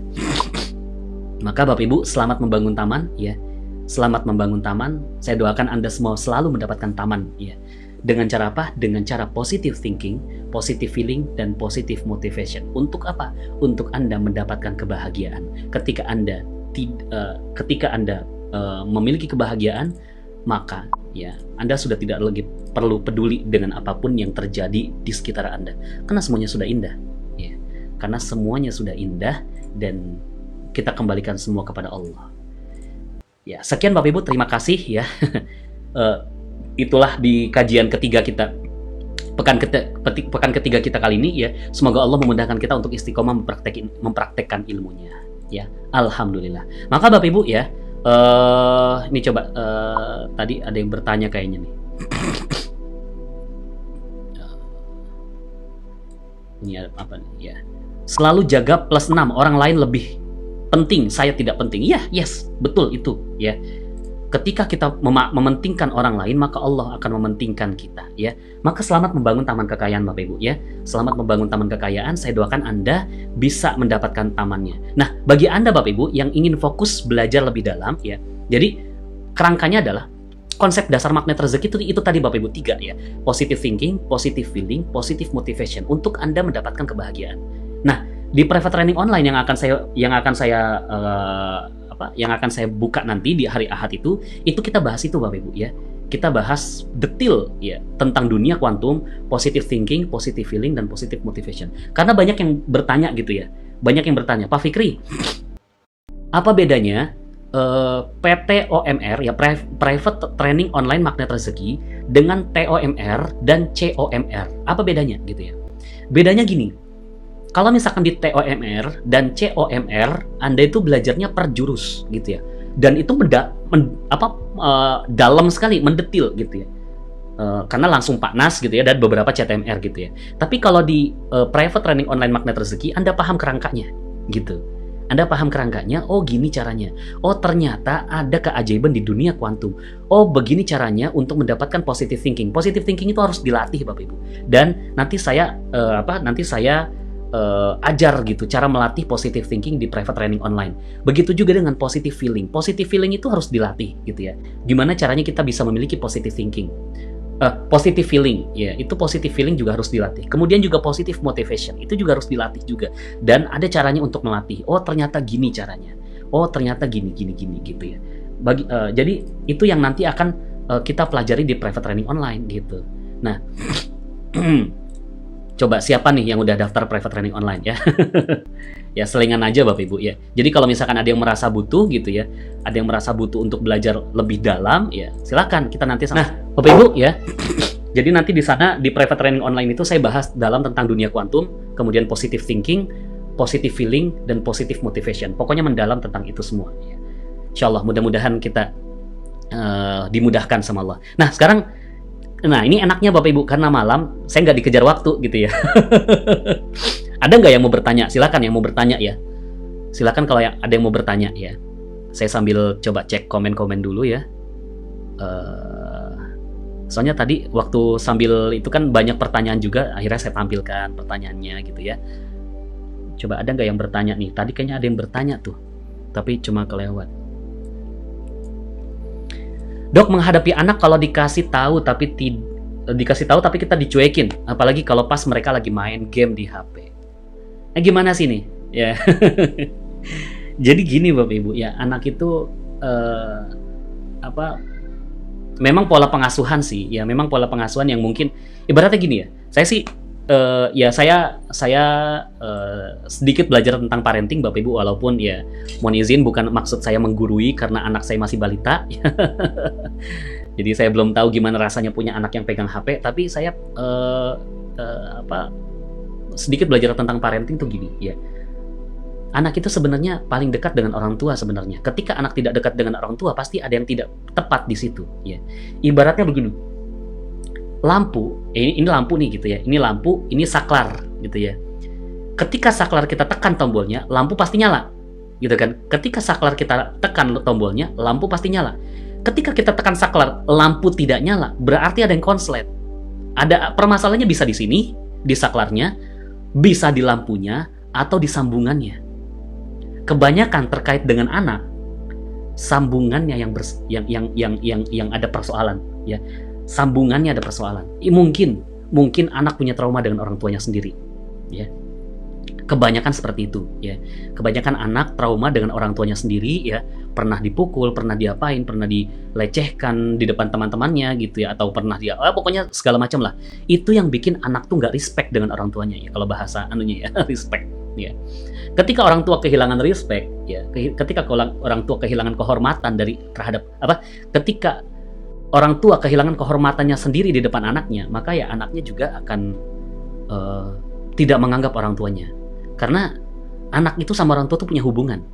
Ya. Nah nanti di dunia kuantum saya ajarkan tuh, kenapa ada hubungan gitu. Ada di dalam dunia kuantum, kita satu sama dan terhubung dengan anak gitu ya. Kita satu sama dan terhubung dengan anak. Ketika anak kita memiliki persoalan, harusnya kita sebagai orang tua tuh paham gitu ya. Tapi ketika anak tidak dekat dengan orang tuanya, artinya ada sambungan yang tidak tepat. Mungkin ada sambungan yang terputus. Nah, yang diperbaiki bukan anaknya, gitu. Yang diperbaiki bukan anaknya, ya, tapi yang diperbaiki adalah sambungan yang terputus itu, gitu. Itu yang berdasarkan yang saya pelajari, ya. Mohon izin, bukan maksudnya menggurui, tapi itu yang saya pelajari, ya. Silakan diterapkan. Dok, gimana mengajak anak untuk belajar MR for Kids? Bagaimana memulainya? Ya ajak aja, kasih edukasi ya. Anak itu butuh stimulasi ya. Apa yang mereka butuhkan gitu ya. Apa sih yang mereka butuhkan? Nak, kamu butuh apa, Nak? Gitu ya. Kamu butuh apa, Nak? Apa yang bisa Umi lakukan? Apa yang bisa Umi kasih buat kamu, Nak? Cari kebutuhan mereka. Setelah tahu butuhnya mereka, baru kaitkan di magnet rezeki ada nggak ya? Gitu. Misalkan mereka pengen naik kelas misalkan, atau mereka pengen dapat hadiah dari orang tuanya, atau mereka pengen mereka tuh pengen hafiz misalkan, atau mereka pengen dapat prestasi misalkan. Maka tawarkan, bisa Nak, bisa, kamu bisa dapatkan itu semua, tapi belajar magnet rezeki dulu. Ya, namanya juga magnet rezeki, Nak. Itu kan rezeki semua, kita harus jadi magnet, Nak, gitu kan. Kita ini harus jadi magnet bagi rezeki, Nak. Ketika kamu mau dapat prestasi, ketika kamu mau dapat hadiah dari abi kamu harus jadi magnet, Nak. Yuk ikut belajar MR for Kids, gitu aja, ya. Jadi cari anak itu kebutuhannya di mana gitu, ya. Anak kebutuhannya di mana, kemudian kita tawarkan magnet rezeki di sana. Karena magnet rezeki itu kan identik dengan harta gitu ya. Anak kecil mana paham tentang harta gitu kan. Anak kecil mana paham tentang rezeki. Tapi yang mereka paham adalah pendekatannya berbeda. Yang mereka paham kan adalah nilai bagus itu rezeki buat mereka. Jajan ditambah sama orang tua itu rezeki buat mereka. Dapat hadiah dari abinya itu termasuk rezeki buat mereka. Maka pakai pendekatan itu gitu ya. Makanya MR for Kids, MR for Teen, MR for College ya. Itu pendekatannya beda dengan magnet rezeki untuk dewasa gitu ya. Yang kita bahas di sana bukan lagi tentang rezeki, harta, tapi bukan tentang itu, tapi gimana mereka bisa hidup enak, hidup nyaman, kemudian dapat nilai bagus dan lain-lain. Ya, kurang lebih seperti itu. Garpu tali itu boleh sering-sering dilakukan nggak? Gimana kalau ayatnya nggak nyambung dengan masalah kita? Pasti nyambung. Cuma nalar kita nggak tepat gitu. Ibaratnya gini, ini HP nih, ya kan? Ini HP. Gimana caranya supaya saya lihat bagian depan ini gitu ya? Gimana caranya supaya saya lihat lihat tampilan bagian depan ini gitu kan? Ya. Maka gimana caranya supaya saya lihat? Nah, saya baru lihat. Maka sudut pandang saya yang diubah. Gitu. Maka ketika kita garpu tala kemudian kita nggak bisa memahami ayat yang kita dapatkan, bisa jadi sudut pandang kita beda. Ya, sudut pandang kita beda dengan sudut pandang Allah. Ya, contoh, misalkan ada yang, dok, saya butuh kesembuhan gitu ya, tapi kok yang didapatkan surat Nabi Musa tentang Nabi Musa yang disuruh melemparkan tongkat gitu ya. Masa saya lempar tongkat, dok? Nggak gitu juga, tapi yang diambil adalah hikmahnya. Hikmah dari ayat itu apa sih?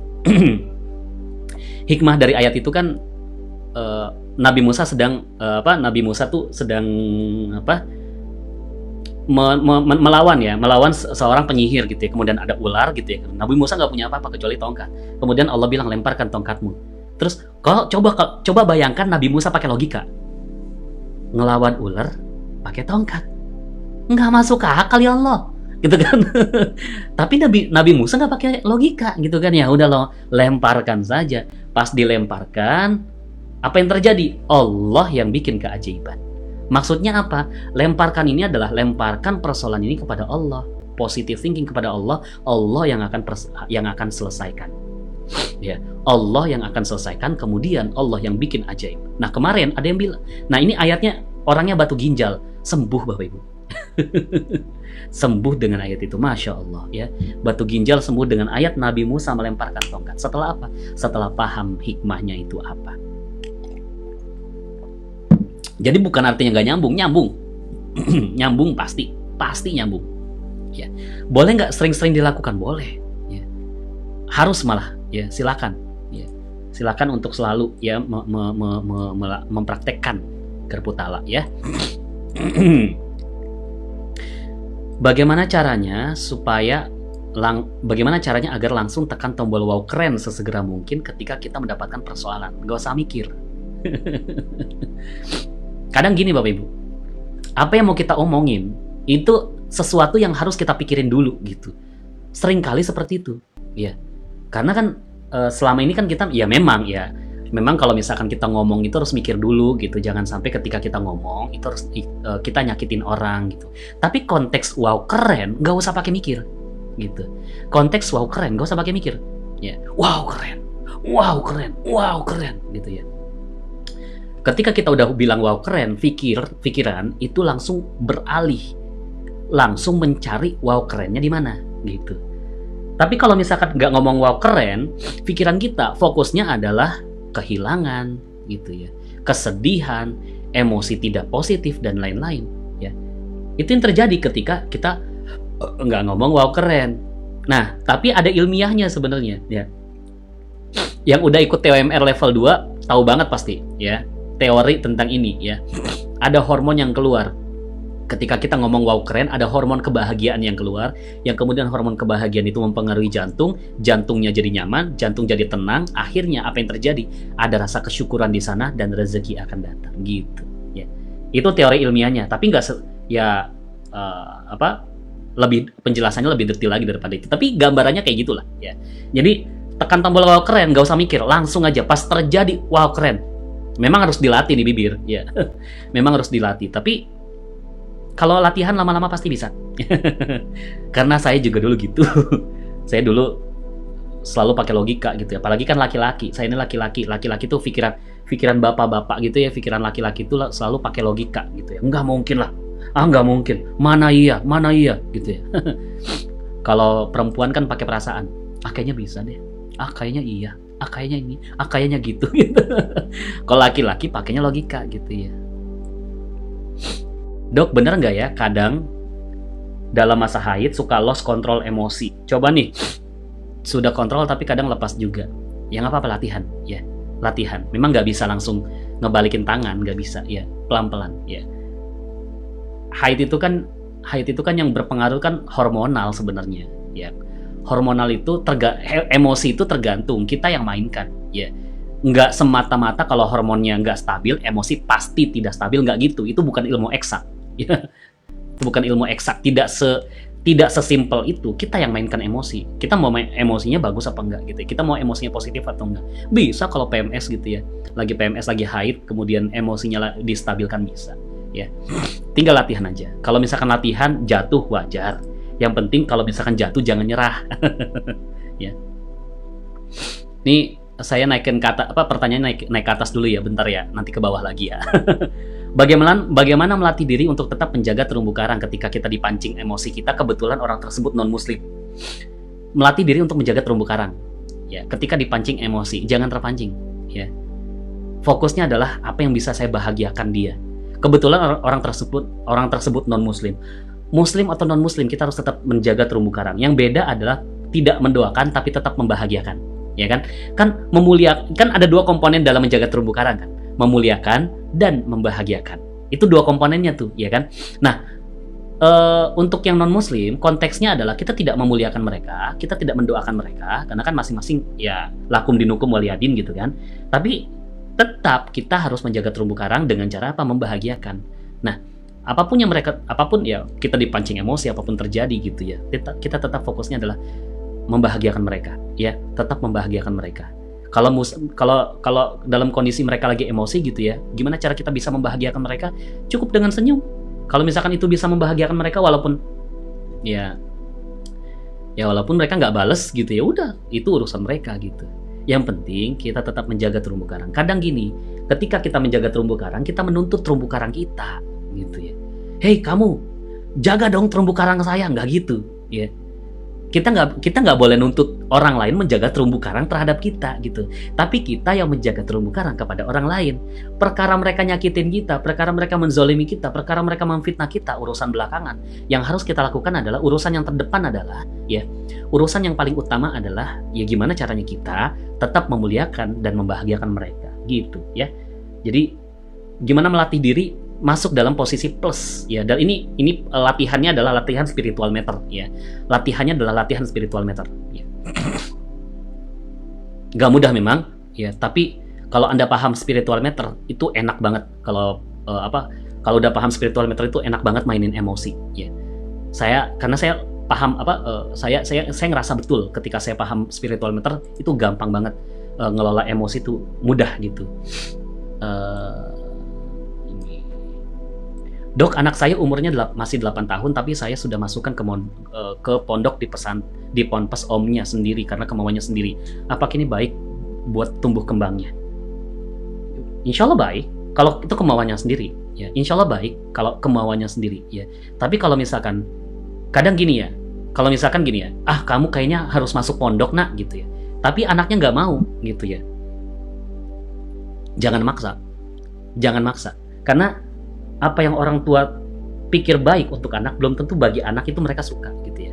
Selama apa yang mereka mau itu tidak bertentangan dengan syariat ya, tidak bertentangan dengan agama, coba cari apa maunya mereka gitu ya. Tapi kalau misalkan masuk ke pondok pesantren itu maunya sendiri ya, insya Allah baik untuk tumbuh kembangnya ya, untuk sosialisasi, untuk kemampuan sosialisasinya mereka gitu ya, insya Allah baik ya.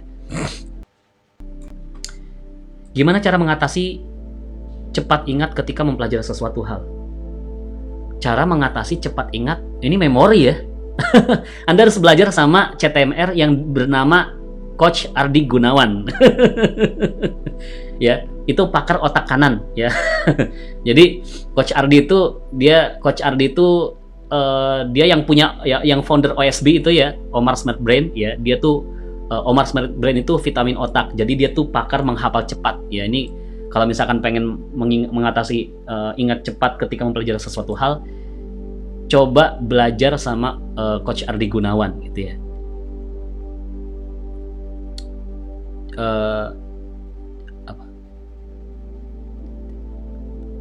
Coba cari Facebooknya ya, cari Facebooknya Ardi Gunawan ya, Ardi Gunawan, ARDI Gunawan, kemudian langsung aja messenger aja gitu ya. Coach, assalamualaikum Coach, saya member Magnet Rezeki gitu ya. Kemarin pengen dong belajar menghafal cepat gitu. Insya Allah dibalas. Beliau tuh orangnya humble, sangat humble ya, sangat humble, sangat rendah hati orangnya, dan saya belajar banyak dari beliau. Beliau adalah salah satu guru saya di Magnet Rezeki ya. Bagaimana cara kita tetap berpositif thinking saat terjadi sesuatu yang kurang baik pada keluarga ya?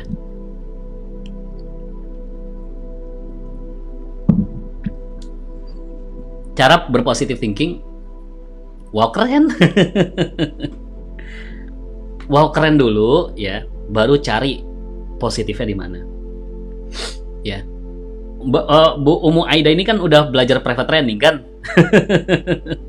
Jadi wow keren dulu gitu ya, wow keren dulu, baru nanti cari positifnya itu di mana. Walaupun nggak ketemu dulu, tapi tetap cari positifnya di mana. Cari positifnya di mana. Jadi wow keren, berarti saya gini. Wow keren, alasannya apa gitu. Pokoknya harus mencari alasannya ya.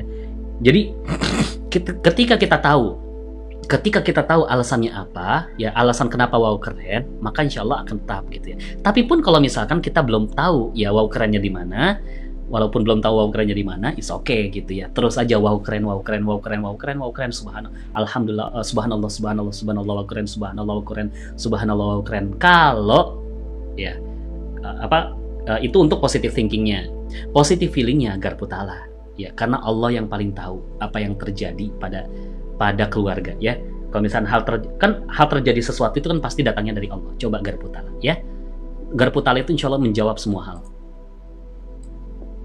Ini mohon maaf ya, mungkin nggak bisa semua pertanyaan saya tampilkan ya, karena di jam saya udah hampir jam 10. Ya Allah dok, ilmunya bermanfaat, saya kadang lepas kontrol kalau udah mulai kecapean dan dengan tugas rumah. Kebetulan anak saya yang pertama 4 tahun, yang kedua 4 bulan. Kasihan anak saya yang pertama pernah kena pukul gara-gara HP orang dibanting sampai rusak total. Nah ini dia ya.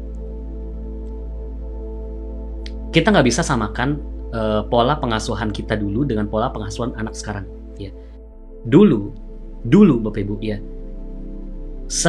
segimanapun orang tua sama kita ya, mukulnya bagaimana gitu ya, sampai kayu patah, saya pernah dipukul, pokoknya bagaimana gitulah. Kita tetap respect sama orang tua, kita tetap hormat sama orang tua. Tapi sekarang anak tuh beda ya, anak-anak sekarang tuh beda, nggak bisa begitu ya. Pola pengasuhannya harus diubah gitu ya. Nah kayak gini misalkan ya, kasihan anak saya yang pertama pernah kena pukul gara-gara HP orang dibanting sampai rusak total gitu ya. Ini oke ya, HP rusak itu gampang perbaikinya Bapak Ibu. Tapi kalau hati anak yang rusak gitu ya, maaf, hati anak yang tidak baik ya, hati anak yang ibaratnya udah terputus dengan orang tuanya, ini nggak gampang diperbaiki ya, nggak gampang diperbaiki. Ada kemarin gitu ya, ada kemarin cerita ya. Jadi hubungan sama anaknya itu nggak bagus dari SD sampai kuliah. Dari SD sampai kuliah, laki-laki gitu ya. Jadi nggak tahu kenapa, ibunya juga nggak tahu kenapa gitu ya. Anaknya tiba-tiba jadi pendiam dari SD sampai kuliah. Pas kuliah cerita, ternyata waktu di SD, waktu dia kecil dulu, pernah ada perlakuan yang tidak menyenangkan dari ibunya ke anak gitu. Akhirnya dia memendam segitu dalam sampai SMP. Bayangin, dari SD sampai SMP itu berapa tahun Bapak Ibu? Itu lebih 5 tahun dia, ya. Itu lebih 5 tahun. Ya. Maka coba dipikir gitu ya, sebelum kita memperlakukan anak, coba dipikir dulu gitu ya. HP rusak gitu ya, gampang diperbaiki gitu ya.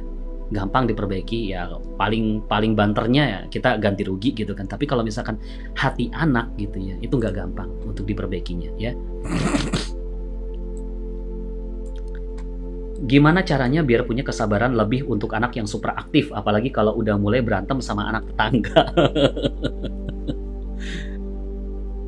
Ya kalau tergantung umurnya berapa.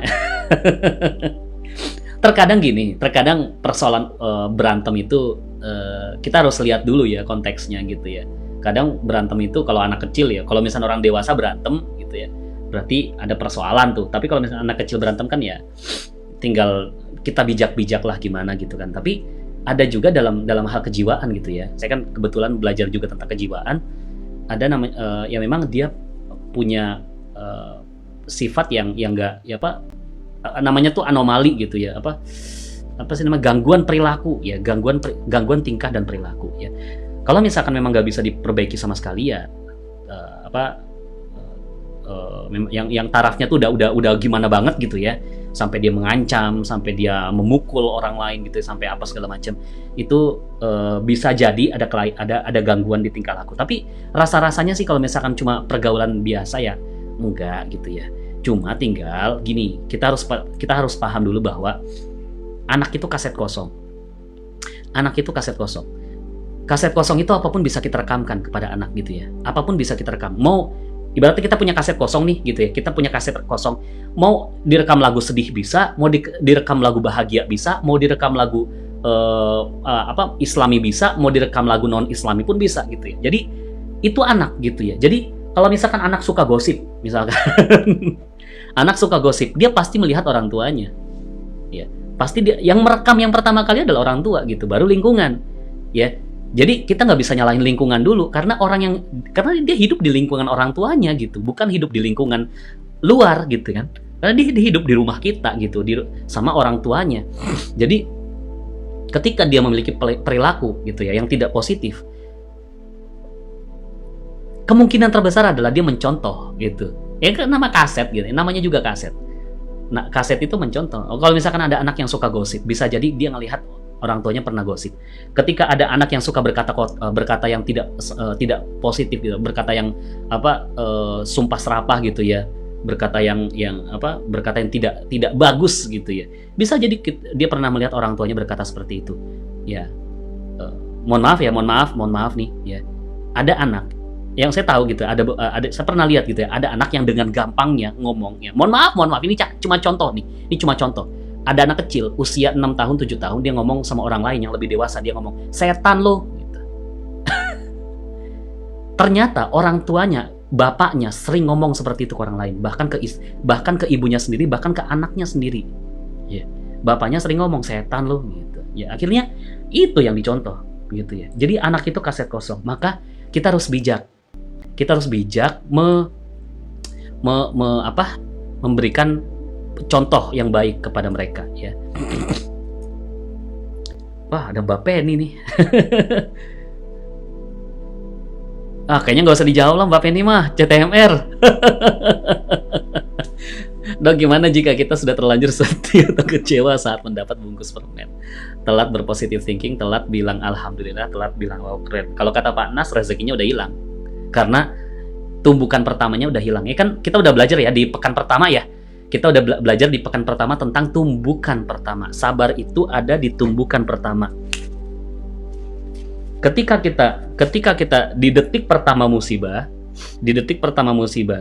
kemudian kita tidak mengucapkan alhamdulillah, innalillahi wa inna ilaihi rajiun. Itu lewat tumbukan pertama. Ya. Sedangkan sabar ada di tumbukan pertama. As-sabru inda sotmatil ula. Sabar ada pada tumbukan pertama. Sedangkan di Al-Baqarah 156 ya, alladzina idza asabathum musibah qalu innalillahi wa inna ilaihi rajiun ulaika alaihim shalawatu min rabbihim wa rahmah wa ulaika humul muhtadun ya. Jadi orang yang sabar ditimpa musibah mengucapkan innalillah dengan nada bahagia karena itu kabar bahagia yang ada di 155 ya. Kemudian di 157 orang itu yang mendapatkan salawat dari Allah, rahmat dari Allah dan mendapatkan petunjuk dari Allah. Jadi orang yang sabar gitu. Tapi kalau misalkan orang yang tumbukan kedua, tumbukan ketiga, tumbukan keempat baru ngucapnya alhamdulillah, berarti udah kehilangan momen tumbukan pertamanya sehingga belum terjadi. Jadi keajaibannya hilang saat itu. Tapi it's okay. Masih bisa menarik keajaiban di momen selanjutnya ya, di momen selanjutnya ya. Nah ini Bu Haji Siti yang tadi saya ceritakan nih tentang rumahnya kebakaran di Ternate ya. Alhamdulillah beliau ikut, cuma dibilang di sini jaringan kurang bagus di sini Pak Dok, nanti jadi nggak lengkap ya. Silakan ya Bu Haji ya, silakan nanti tonton yang siaran ulangnya ya. Ini apa nih? Ya benar Dok, saat orang tersebut berkata tidak baik untuk saya nggak bilang wow keren di dalam hati, makanya masih keinget kata-katanya. Iya. Ya, tetap berbuat baik kepada mereka ya. Nah, nih ya. Alhamdulillah saya sudah wow keren setiap saat positive thinking sama Allah. Masya Allah. Ini Bu Haji Siti yang tadi saya ceritakan tentang kebakaran ya. Yang kebakaran terus cuma bilang Masya Allah, Masya Allah, Masya Allah. Yang lain pada sibuk gitu ya. Sampai ada tetangganya yang bilang Bu Haji cuma orang pilihan yang bisa tenang ketika kebakaran, Masya Allah. Tapi beliau dapatkan keajaiban setelah itu. Rumahnya diganti dan bisa menyelesaikan rumah barunya. Ya, Masya Allah. Caranya Dok, ini cara yang mana nih? Cara yang mana ya? Dari tadi kita bahas banyak ya. Bisa mungkin komen lagi ya cara yang mana? Alhamdulillah sejak belajar magnet rezeki jadi nggak mau marah. Alhamdulillah sama kita Bojo, tos dulu lah. Ya, saya juga udah nggak mau marah, Bapak Ibu. Udah nggak ada baik-baiknya itu marah ya. Seolah-olah gagah gitu ya. Kalau suka marah itu, seolah-olah kalau misalkan kita bos, kita orang tua, kayaknya kalau misalkan kita marah gitu, apalagi suami gitu ya. Saya kan suami gitu ya. Saya kan suami harus mendidik gitu ya. Mendidik nggak mesti marah. Ya. Seolah-olah kita tuh kayak apa? Kayak terlihat mungkin punya wibawa, padahal enggak. Kewibawaan kita tuh hilang gitu ya. Saya ganti dulu dengan opacity-nya di ya. Oke. Ya, oke. Jadi seolah-olah kita tuh punya wibawa, padahal enggak. Wibawa kita hilang malah ya dengan marah itu. Nah, ini yang belum mudah, Dok. Harus terus dilatih buat bisa mengelola emosi agar selalu dalam posisi plus tidak di minus 2. Yes, betul ya. Memang harus dilatih ya. Jadi gini ya, diniatkan untuk kalau misalkan Anda merasa bahwa magnet rezeki adalah ilmu yang sangat luar biasa untuk Anda belajar memperbaiki diri, maka saran saya kejar ilmu ini sesanggup Anda, ya. Kejar ilmu ini sesanggup Anda. Seperti saya mengejar ilmu ini sesanggup saya, ya. Saya mengejar ilmu ini dimanapun Bapak Ibu. Ya, ketika dulu waktu tahun 2015 ya karena saya jadi IO-nya Pak Nas sampai 7 kali. Saya jadi MC-nya Pak Nas 5 kali gitu ya. Saya kemudian ada camp saya ikut, kemudian ada TFT saya ikut, kemudian ada camp lagi saya ikut lagi gitu ya.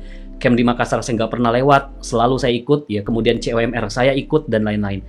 Pokoknya kejar apapun yang Anda bisa kejar dalam mengejar ilmu magnet rezeki. Karena bagi saya ilmu magnet rezeki ini wow banget Bapak Ibu ya. Ini menjadi perubahan yang ilmunya sangat mudah dipahami dan mudah dipraktekkan gitu. Jadi silakan ya kejar dimanapun Anda bisa belajar ilmu ini ya. Ini tadi udah ya. 5 menit lagi kita udahan ya Bapak Ibu. Ya. Wajib hadir private online, kita belajar lagi. Yes, yuk sama-sama kita belajar lagi ya.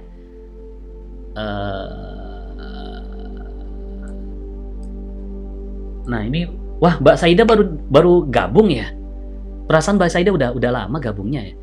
Malah siaran ulangnya ada. Ya jadi kalau misalkan ini udah selesai ya, siaran ulang live ini udah selesai, langsung otomatis bisa ditonton siaran ulangnya. Silakan ya. Setiap hari apa siaran nih, Dok? Doakan ya, ini waktunya masih belum stabil ya. Akhir bulan ini lagi banyak kegiatan saya. Sabtu saya juga diundang sama IndiHome untuk webinar ya. Kemudian Jumat juga ada technical meeting dari IndiHome. Kemudian Ahadnya juga ada private training online gitu ya. Makanya saya baru bisa ini diubah ke Kamis gitu ya. Kemudian saya juga biasanya kalau akhir pekan biasanya saya keluar kota. Jadi mungkin coba tolong komen ya di bawah kalau Kamis malam kita patenkan waktu kajian kita di Kamis malam gimana kira-kira ya. Komen ya di bawah ya. Komen jawab di kolom komen kira-kira gimana kalau misalnya kita patenkan di Kamis malam ya, seperti ini ya. Terima kasih banyak Dok, dua pertanyaan saya dijawab semua. Alhamdulillah. Sama-sama ya. Jawab. Mbak Penny. Udah ya Mbak Penny ya tadi. Duh, saya sebenarnya malu nih jawab pertanyaannya Mbak Penny. Sebenarnya Mbak Penny itu lebih tahu daripada saya. Alhamdulillah. Oh, Mas Zulfitra, Masya Allah. Alhamdulillah ya. Mas Zulfitra ini dekat rumah saya ya. Alhamdulillah masih keburu ikut meskipun di penghujung acara kayaknya. Gak apa-apa Mas, nanti insya Allah ulangi aja di siaran ulangnya ya. Lagi belajar menata emosi tidak mudah, tapi harus dipaksa, harus bisa kan sudah kenal MR. Sayang gak dipakai ilmunya, betul banget ya. Sepakat saya Bu Rani ya. Mudah-mudahan saya doakan, mudah-mudahan Bu Rani gampang untuk menerapkan ilmunya. Nah ini terakhir ya kayaknya. Boleh nggak ya kita sangat berharap untuk segera datangnya musibah atau persoalan dengan harapan agar mendapatkan keajaiban? Gini, terkait dengan musibah, kita wajib mensyukuri musibah. Ya. Kita wajib mensyukuri musibah, tapi bukan artinya kita mengharapkan musibah datang. Kalau musibah belum datang nih, rumah belum kecurian ya kita jaga, jangan sampai kecurian gitu kan. Bukan juga artinya kita takut banget kehilangan, enggak. Kita harus bangun taman gitu ya. Tapi kan kita tetap harus waspada gitu kan. Jangan sampai gitu kan. Jangan sampai kita membuat orang lain si pencuri itu nambah dosanya dari kita kan gitu kan. Tapi jadi kita tetap harus menjaga gitu ya. Mobil jangan sampai kecelakaan, motor jangan sampai hilang gitu ya, anak jangan sampai hilang gitu. Tapi kalau terjadi nggak ada jalan kecuali disyukuri gitu ya. Kalau terjadi ya sebenarnya gini Bapak Ibu, rezeki itu kan di pekan pertama saya bilang ya, rezeki itu satu paket ya, rezeki itu satu paket dengan musibah. Jadi Dok, bagaimana saya dapat rezeki tanpa musibah? Enggak, pasti ada musibahnya. Pasti ada musibahnya. Cuma Anda tidak merasa bahwa itu musibah bagi Anda. Tapi kalau orang lain melihat, bisa jadi bagi orang lain itu musibah. Gitu. Ya. Jadi ada sesuatu yang hilang gitu. Ada sesuatu yang hilang dan bagi Anda itu tidak terlalu persoalan gitu loh. Contoh, misalkan nih ya, mobil meletus bannya, itu kan musibah juga gitu kan. Tapi karena Anda punya banyak uang, Anda nggak merasa bahwa itu persoalan misalkan. Kemudian misalkan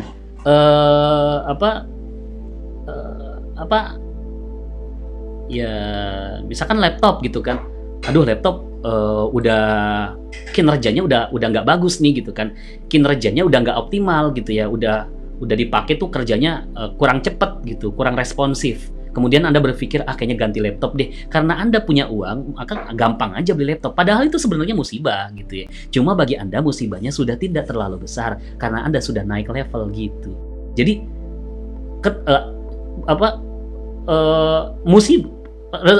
rezeki itu satu paket dengan musibah. Cuma musibahnya tidak selalu yang besar. Ya. Akan ada yang musibah yang ringan. Bagi Anda tidak musibah, tapi bagi orang lain itu musibah. Gitu ya. Nah ini ada yang bilang nih, setuju Kamis malam ya, insya Allah terus belajar ya, setuju Kamis malam, Alhamdulillah ya, setuju Kamis malam Dok, setuju setiap Kamis malam jam 20 ba'da Isya, boleh, setuju Dok, oke Kamis malam, terima kasih sangat bermanfaat, agree, Thursday night ya, setuju Dok Kamis malam, Kamis malam saja Dok Fikri, Setuju Pak Dok. Oke, Kamis malam Dok. Kamis malam, wow keren. Habis puasa Kamis, dapat tambahan ilmu. Alhamdulillah. Yang untuk tanggal 30 jadi. Jadi, ya. Jadi, yang tanggal 30 ya, insya Allah. Jadi, ya.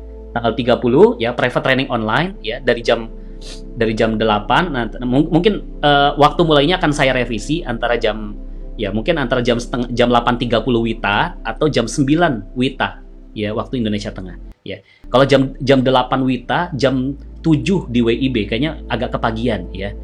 Tapi kalau misalkan it's okay sih, nggak apa-apa juga. Siap Dok, jadwal tetap ya, siap insya Allah. Bisa Dok, ditunggu kajian rutinnya. Insya Allah setuju Kamis malam ya. Setuju Dok, selalu menunggu ilmu-ilmu yang selalu membuat saya terus belajar. Kalau bisa jangan Kamis malam, baru satu nih. Punya kajian rutin di sini Dok, nih kajiannya dipindah di FB bareng Dok. Apa di ya.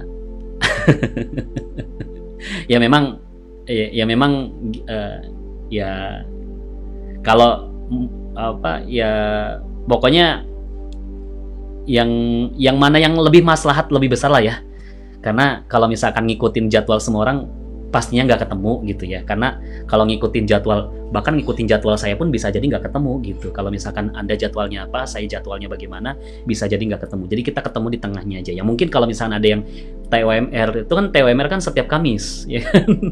TWMR level 1 kan setiap Kamis, tapi ya Bismillah ya, karena kita nggak bisa menemukan semuanya tuh di satu tempat gitu.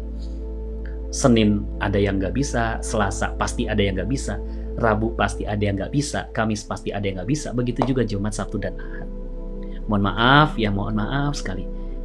Kita niatkan aja untuk belajar ya, walaupun live, walaupun siaran ulang, insya Allah ada yang bisa kita dapatkan pelajarannya. Kamis malam setuju, alhamdulillah masih sempat. Alhamdulillah lebih nyaman Kamis malam. Amin. Hari apa saja Dok, yang penting ada pemberitahuan. Siap. Setuju dokter, hari Kamis. Ya, hari Kamis malam, yes. Jadi ini grupnya akan aktif terus ya berarti ya. Jadi ya insya Allah grup ini akan aktif terus. Jadi kalau misalkan saya mau bertanya apa gitu ya, setuju nggak kalau gini gitu ya. Oh ya, saya mau kasih gerakan kepada Anda ya. Gerakannya adalah 1+3 ya, 1+3 ya, 1+3 ya, 1+3. Satu orang mengajak 3 orang baru untuk di pekan selanjutnya. Siap nggak? Jadi kan kita udah belajar nih kan, kita udah belajar rahasia keajaiban bahwa ketika kita mementingkan keajaiban bagi orang lain, maka keajaiban akan datang kepada kita. Nah, kita juga harus pentingkan orang lain untuk mendapatkan ilmu ini gitu. Ya, jangan ajaib sendirian gitu, ya kan? Jangan ajaib sendirian. Kita ajak orang lain juga untuk sama-sama ikut ajaib sama kita. Ya, jadi gerakannya adalah 1+3 ya. Jadi setiap pekan yang nggak mesti ya pokoknya Anda usahakan aja lah ya, bisa atau tidak itu kan urusan Allah ya. Apakah mereka ikut gabung atau tidak itu urusan Allah. Yang penting yang menjadi tanggung jawab Anda adalah mengajak ya, mengajak 3 orang. Siap nggak nih ya? Komen ya di bawah ya kalau siap ya, ngajak 3 orang ya. Makanya kan di kemarin tuh saya udah bilang tuh ya di postingan di sebelumnya, siap nggak kalau ngajak 3 orang. Banyak yang bilang insya Allah siap ya. Perkara mereka gabung atau tidak itu bukan urusan Anda. Yang urusan Anda adalah mengajak. Kita mengajak kepada kebaikan ya. Siapa tahu hidayah mereka letaknya di Anda gitu. Siapa tahu hidayah mereka itu letaknya di Anda ya. Barang siapa yang mendapatkan jadi gini, hidayah orang lain yang Allah turunkan melalui perantara kita ya. Hidayah yang Allah turunkan kepada seseorang melalui perantara kita itu lebih mulia daripada dunia dan seisinya ya. Saya ulangi, hidayah yang Allah turunkan kepada orang lain melalui perantara kita itu lebih mulia daripada dunia dan seluruh isinya. Maka kalau misalnya Anda ingin mendapatkan kemuliaan dunia dan seisinya ya, maka coba cari, siapa tahu ada hidayahnya orang lain yang dititip di Anda ya. Nah, dengan cara itu tadi 1+3 ya. Ya, share di Facebook, share di WhatsApp gitu ya, jadiin story dan lain-lain ya. Silakan ya.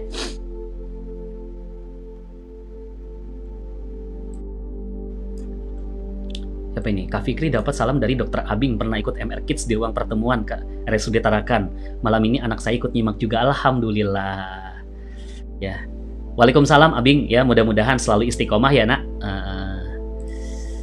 Alhamdulillah. Setuju gitu ya. Usul private mulai jam 9 pagi aja. Jam 9 ya?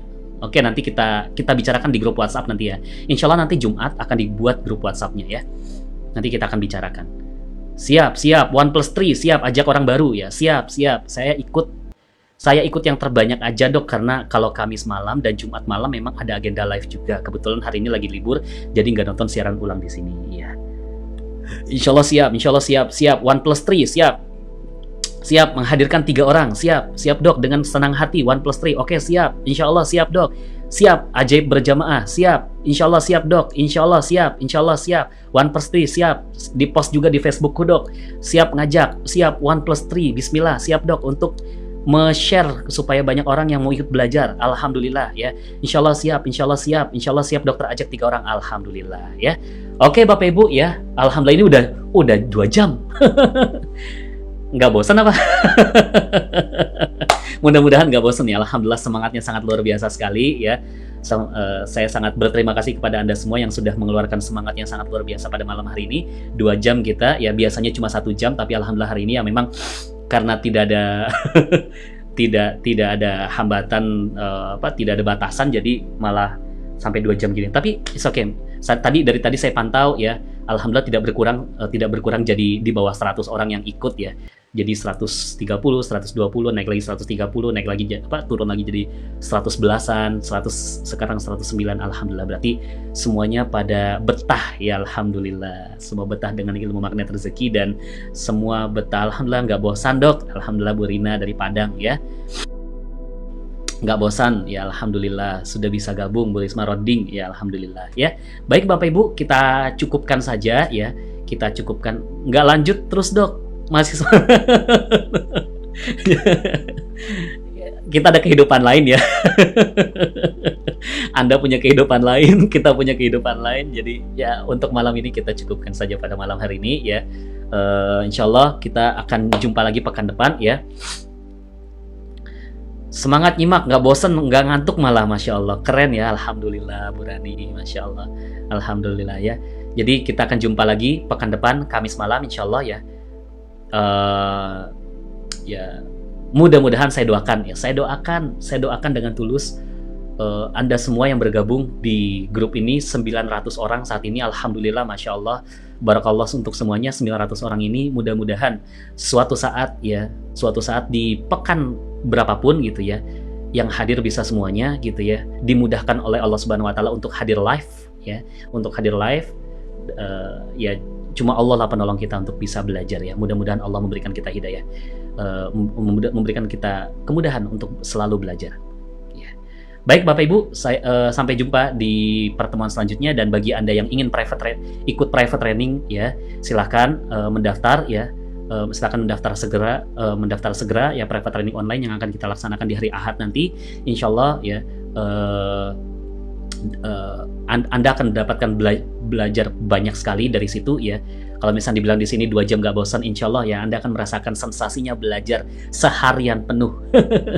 Seharian penuh. Bahkan kalau misalnya offline itu biasanya sampai jam di Tarakan itu bisa sampai 8:30 malam Bapak Ibu, Masya Allah. 8:30 malam di Ternate juga pernah sampai jam 7 gitu ya. Alhamdulillah ya, mudah-mudahan ya Allah memberikan kemudahan kita untuk belajar di hari Ahad nanti ya. Di hari Ahad nanti kita akan belajar dalam tentang ilmu magnet rezeki, tentang konsep dunia kuantum, positive thinking, positive feeling, dan positive motivation. Saya akhiri Bapak Ibu, sampai jumpa di kesempatan selanjutnya. Saya Dr. Fikri, saya Fikri Hamdi. Saya Fikri Hamdi undur diri, pamit ya. Aku lokali hadza fastaghfirullahaladzim li wa lakum. Assalamualaikum warahmatullahi wabarakatuh. Teman-teman yang belum subscribe dan baru saja menemukan channel ini, silahkan subscribe. Insya Allah Anda akan mendapatkan materi-materi yang terbaik dari channel ini. Insya Allah Anda adalah makhluk yang ajaib, tinggal kita sempurnakan faktor-faktornya. Dan insya Allah dalam video-video berikutnya kita akan lanjutkan materi ini sampai Anda menemukan potensi terbesar diri Anda dan menjadi makhluk ajaib sebagaimana yang Allah Subhanahu wa taala inginkan untuk Anda. Sampai jumpa. Assalamualaikum warahmatullahi wabarakatuh.